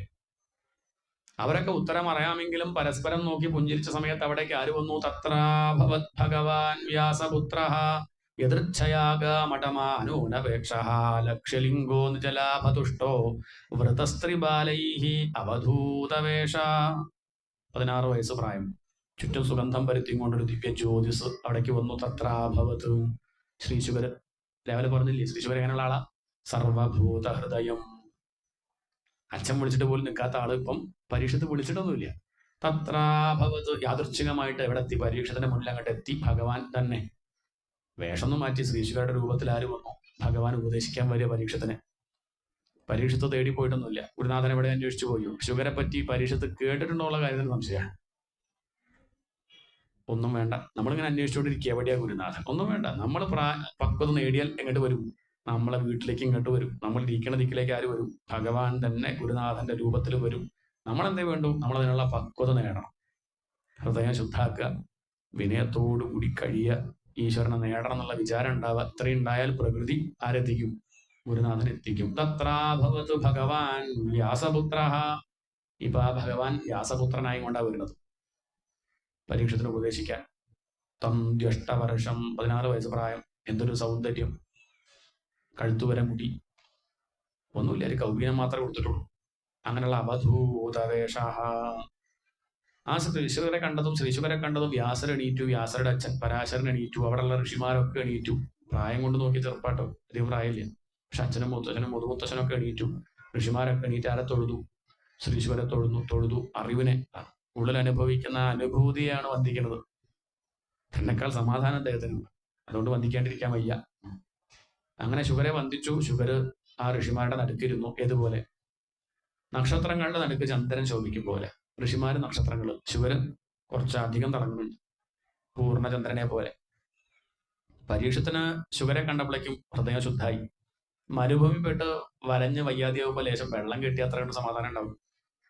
തന്റെ രോഗത്തിന് ഇനി മരുന്നില്ല എന്ന് എല്ലാവരും പറഞ്ഞു. അങ്ങനെ ഇരിക്കുമ്പോൾ ഒരാൾ മരുന്നും കൊണ്ടുവരിക. വിഡ്ഢികളായ ഡോക്ടർമാർക്ക് അറിയോ സംഗതി എന്റെ കയ്യിലുണ്ട്, കുടിക്കടോ എന്ന് പറഞ്ഞ് മരുന്നും കൊണ്ടുവന്നാൽ ആ രോഗിയുടെ സന്തോഷം എത്ര കണ്ടുണ്ടാവും? ഈ ഒരു സന്തോഷം പരീക്ഷത്തിന്. അദ്ദേഹം തൊഴുതുകൊണ്ട് പറയുകയാണ്, അദ്യമേ ഭഗവാൻ പ്രീത. ഇപ്പോഴാണ് എന്റെ നേരെ ഭഗവാൻ കാരുണ്യം കാണിച്ചത്. ഗർഭത്തിൽ വെച്ച് രക്ഷിച്ചു, ശരി തന്നെ, അതൊന്നും വലിയ കാര്യമൊന്നുമല്ല. ഞാൻ ആലോചിക്കാറുണ്ട്, ഇതിനിപ്പോ ഗർഭത്തിൽ വെച്ച് രക്ഷിച്ചത് തന്നെ എന്തിപ്പോ ചെയ്തു? മറ്റുള്ളവരെ പോലെ തന്നെ ഒരു ജന്മനിക്കും. പ്രത്യേകിച്ചൊന്നും ഉണ്ടായിട്ടൊന്നുമില്ല. രാവിലെ ഇഡ്ഡലി കഴിക്കണോ, ഉച്ചയ്ക്ക് കൊണ്ട് കഴിക്കുക, അങ്ങനെ പോവുക. പിന്നെ ഇടയ്ക്ക് പോയിട്ട് മഹർഷിമാരെ നിന്ദിക്കുക. അതല്ലാണ്ട് ഇപ്പൊ എന്താ ഇപ്പൊ ജന്മം കൊണ്ടുണ്ടായി? പക്ഷെ ഇപ്പം ശ്രീശുവരെ കണ്ടപ്പോഴാണ് മനസ്സിലായത്, ഓ, ഇതിനു വേണ്ടിയായിരുന്നു, ഈ മഹാത്മാവിനെ കാണാൻ വേണ്ടിയിട്ടായിരുന്നു തന്റെ ജന്മം. ഇതിനു വേണ്ടിയിട്ടാണ് ഗർഭത്തിൽ വെച്ച് ഞാൻ മരിച്ചു പോകണ്ടെന്ന് കരുതി എന്നെ ആ ഭഗവാൻ രക്ഷിച്ചത്. അദ്യമേ ഭഗവാൻ പ്രീത. ഇപ്പം ഭഗവാൻ എന്റെ നേരെ കാരുണ്യം കാണിക്കുകയാണ്. അഭിമേ ഭഗവാൻ പ്രിയത കൃഷ്ണ പാണ്ഡുസുതപ്രിയ. പാണ്ഡവരോട് കാണിച്ച അതേ സ്നേഹം ഭഗവാൻ ദാപ്പ എന്നോടും കാണിച്ചു. ഭഗവാൻ തന്നെയല്ലേ എന്റെ മുന്നിൽ ശ്രീശുവരായിട്ട് വന്നത്. അങ്ങനെ കണ്ടത് എനിക്ക് വലിയ സന്തോഷം. അധികമൊന്നും ഞാൻ ചോദിക്കണില്ല, ഒറ്റ കാര്യം എനിക്ക് അറിയുള്ളൂ. സർവാത്മനാമ്രിയമാണൈശ്ച. എല്ലാ പ്രകാരത്തിലും മരിച്ചുകൊണ്ടിരിക്കുന്ന മനുഷ്യൻ എന്താണ് ചെയ്യേണ്ടത്? പുരുഷസ്യേഹയത് കാര്യം മ്രിയമാണസ്യ സർവഥാ മ്രിയമാണസ്യ പുരുഷസ്യൈഹയത് കാര്യം. എല്ലാ പ്രകാരത്തിലും മരിച്ചുകൊണ്ടിരിക്കുന്ന മനുഷ്യൻ ഇവിടെ എന്താണ് ചെയ്യേണ്ടത്? ഇതാണ് ഭാഗവത്തിലെ ചോദ്യം. എന്താ ചോദ്യം? എല്ലാ പ്രകാരത്തിലും മരിച്ചുകൊണ്ടിരിക്കുന്ന മനുഷ്യൻ ഇവിടെ എന്ത് ചെയ്യണം? അത് ചോദിച്ചുകൊണ്ടാണ് പ്രഥമ സ്കന്ധം നിർത്തുന്നത്. ഇതിനുള്ള ഉത്തരമാണ് ഇനി രണ്ടാമത്തെ സ്കന്ധം മുതൽ ഇനി അവസാനം വരെ ഉത്തരം പറഞ്ഞുകൊണ്ടിരിക്കുകയാണ്. നമ്മളൊക്കെ എല്ലാ പ്രകാരത്തിലും മരിച്ചുകൊണ്ടിരിക്കുന്നവരാണെന്നുള്ളത് അറിയണം ആദ്യം. നമ്മളൊക്കെ ജീവിച്ചുകൊണ്ടിരിക്കാൻ നമ്മൾ പറയാം, അങ്ങനെ പറഞ്ഞോളൂ, ഒന്നും കുഴപ്പമില്ല, അതൊക്കെ ഇനി പുറമെ പോയി അങ്ങനെ പറഞ്ഞോളൂ. പക്ഷെ ഇവിടെ ഇരിക്കുമ്പോൾ അത് പറയണ്ട. നമ്മൾ ജനിച്ചെന്ന് മുതൽ മരിച്ചുകൊണ്ടിരിക്കുകയാണ്. ഓട്ടക്കളത്തിലുള്ള വെള്ളം പോലെയാണ്. അത് പോണത് നമ്മൾ അറിയില്ല. നോക്കി വന്നാൽ കാണില്ല. ഒരു 10 മിനിറ്റ് കഴിഞ്ഞ് വന്നു നോക്കിയാൽ കാണും, നേരത്തെ ഇത്ര ഉണ്ടായിരുന്നില്ല, ഇപ്പൊ ഇത്രയും പോയല്ലോ. ഇതുപോലെ ആയുസ് അങ്ങനെ. പഴയ ഫോട്ടോ നോക്കിയാൽ മതി. 2010 ഫോട്ടോ എടുത്ത് നോക്കുമ്പോൾ മനസ്സിലാവും. വ്യത്യാസമൊക്കെ ഉണ്ട് കേട്ടോ. എന്നൊന്നും കാണുമ്പോൾ അറിയില്ല. ഇതുപോലെ ആയുസ് അങ്ങനെ എണ്ണി എണ്ണി കുറയുന്നത് ആയുസ്സും മണ്ടി മണ്ടി കരയുന്നു മോഹവും. മോഹം കൂടെ ആയുസ് കുറയുക. അല്ല, ആയുസ് കുറയുമ്പോൾ മോഹം കുറയണം. അതല്ല ഉണ്ടാവണം. നമ്മളൊക്കെ മരിച്ചുകൊണ്ടിരിക്കുന്നവരാണ്. നമ്മൾ തന്നെയാണ് പരീക്ഷത്ത്. നമ്മളും അന്വേഷിക്കുന്നത് ഈശ്വരനെ തന്നെയാണ്. സുഖമല്ലേ അന്വേഷിക്കുന്നത്? അതെ. നമുക്കും 7-ാം ദിവസം തക്ഷകം കടിക്കും. 7 ദിവസമേ ഉള്ളൂ ആഴ്ചയിൽ. ഒരു ദിവസം നമ്മൾ മരിക്കും. ഇതാണ് താല്പര്യം. കാലമാകുന്ന തക്ഷകൻ വിഴുങ്ങിക്കൊണ്ടിരിക്കുക. അത് മുഴുവനാവണതിന്റെ മുമ്പ് കാര്യം മനസ്സിലായിക്കോളും. ശരീരം വീണ് പോകുന്നതിന്റെ മുന്നേ കാര്യം വ്യക്തമായിട്ട് ധരിച്ചു വെക്കുക. അങ്ങനെയാണെങ്കിൽ ഇനി ബുദ്ധിമുട്ടുണ്ടാവില്ല, ഇനി ദുഃഖം അനുഭവിക്കേണ്ടി വരില്ല. അല്ലെങ്കിൽ ഇനിയും പ്രയാസമാവും. ഇപ്പോഴതിനേക്കാൾ പ്രയാസമാവും ഇനി. അതുകൊണ്ട് ഈ ശരീരം വീണതിന്റെ മുമ്പ് ഭഗവാനെ പിടിച്ചോളുക. ഈ ഉപദേശം നമുക്കുള്ള ഉപദേശമാണ്. പരീക്ഷത്തിനല്ല. പരീക്ഷത്തൊക്കെ പോയി, പഴയ കഥയത്. ഇപ്പൊ നമ്മളാണ് പരീക്ഷത്തുമാര്. നമ്മളാണിത് കേൾക്കേണ്ടത്. 1-ാമത്തെ സ്കന്ധം നമ്മളെ പരീക്ഷത്തുമാരാക്കിയതാ. ശ്രദ്ധിച്ചു വേണട്ടോ കേൾക്കുക. പരീക്ഷത്തായിട്ടിരുന്ന് കേൾക്കണേ എന്ന് കാണിക്കാനാണ് ഇപ്പം ഈ സ്കന്ധം. ഇപ്പോഴും പീഠികയായിട്ടുള്ളൂ. ഉപദേശം തുടങ്ങിയിട്ടില്ല, ഭാഗവതം ആരംഭിച്ചില്ല. 1-ാമത്തെ സ്കന്ധം എന്തിനാണ്? നമ്മളെ കേൾക്കാനുള്ള ശ്രദ്ധ നമ്മളിൽ ഉണ്ടാവണം. അതിനു വേണ്ടിയാണ് ഇത്രയും വർണ്ണിച്ചത്. 1-ാമത്തെ സ്കന്ധത്തിന്റെ താല്പര്യം ഇത്രയേ ഉള്ളൂ. ജിജ്ഞാസുവായിട്ടുള്ള ശിഷ്യൻ പ്രപഞ്ചത്തിന്റെ നിസ്സാരത ബോധ്യപ്പെട്ട് സർവസംഘ പരിത്യാഗിയായി നല്ലൊരു ഗുരുനാഥനെ ശരണം പ്രാപിച്ചു. അതാണ് ഇപ്പം പറഞ്ഞത്. എന്താണ്? പ്രപഞ്ചത്തിന്റെ നിസ്സാരത ബോധ്യപ്പെട്ടു. ശാപം കിട്ടിയപ്പോഴേ ഇത്രയേ ഉള്ളൂ. ഒക്കെ അത്രയേ ഉള്ളൂ. സ്ഥാനമാണെങ്കിലും പണമാണെങ്കിലും ഒക്കെ നിസ്സാരം. ഇതിൽ ഭ്രമിച്ചിട്ടായിരുന്നു ഇത്രയും കാലം നടന്നത് എന്ന് തെളിഞ്ഞ അദ്ദേഹം എല്ലാം വിട്ട് കാട്ടിലേക്ക് പോയി. ഗംഗാതീരത്തിരുന്നു. ഭഗവാനെ ആശ്രയിച്ചു. ഗുരുനാഥനെ കിട്ടി. ഇനി ആ ജീവൻ നേരെയിക്കോളും. ഇനി ആ ഗുരുനാഥന്റെ ഉപദേശമാണ് 2-ാമത്തെ സ്കന്ധം മുതൽ. അതിവിടെ നിർത്തി ചായക്ക് ശേഷം 4:30 പാരായണം, 5:15 ശേഷം പ്രഭാഷണം, ഒരു 6:15, 6:30 എല്ലാം ഭഗവാന്റെ പദാരബിന്ദങ്ങളിൽ സമർപ്പിക്കും. ഗോവിന്ദനാമ സങ്കീർത്തനം. ഗോവിന്ദ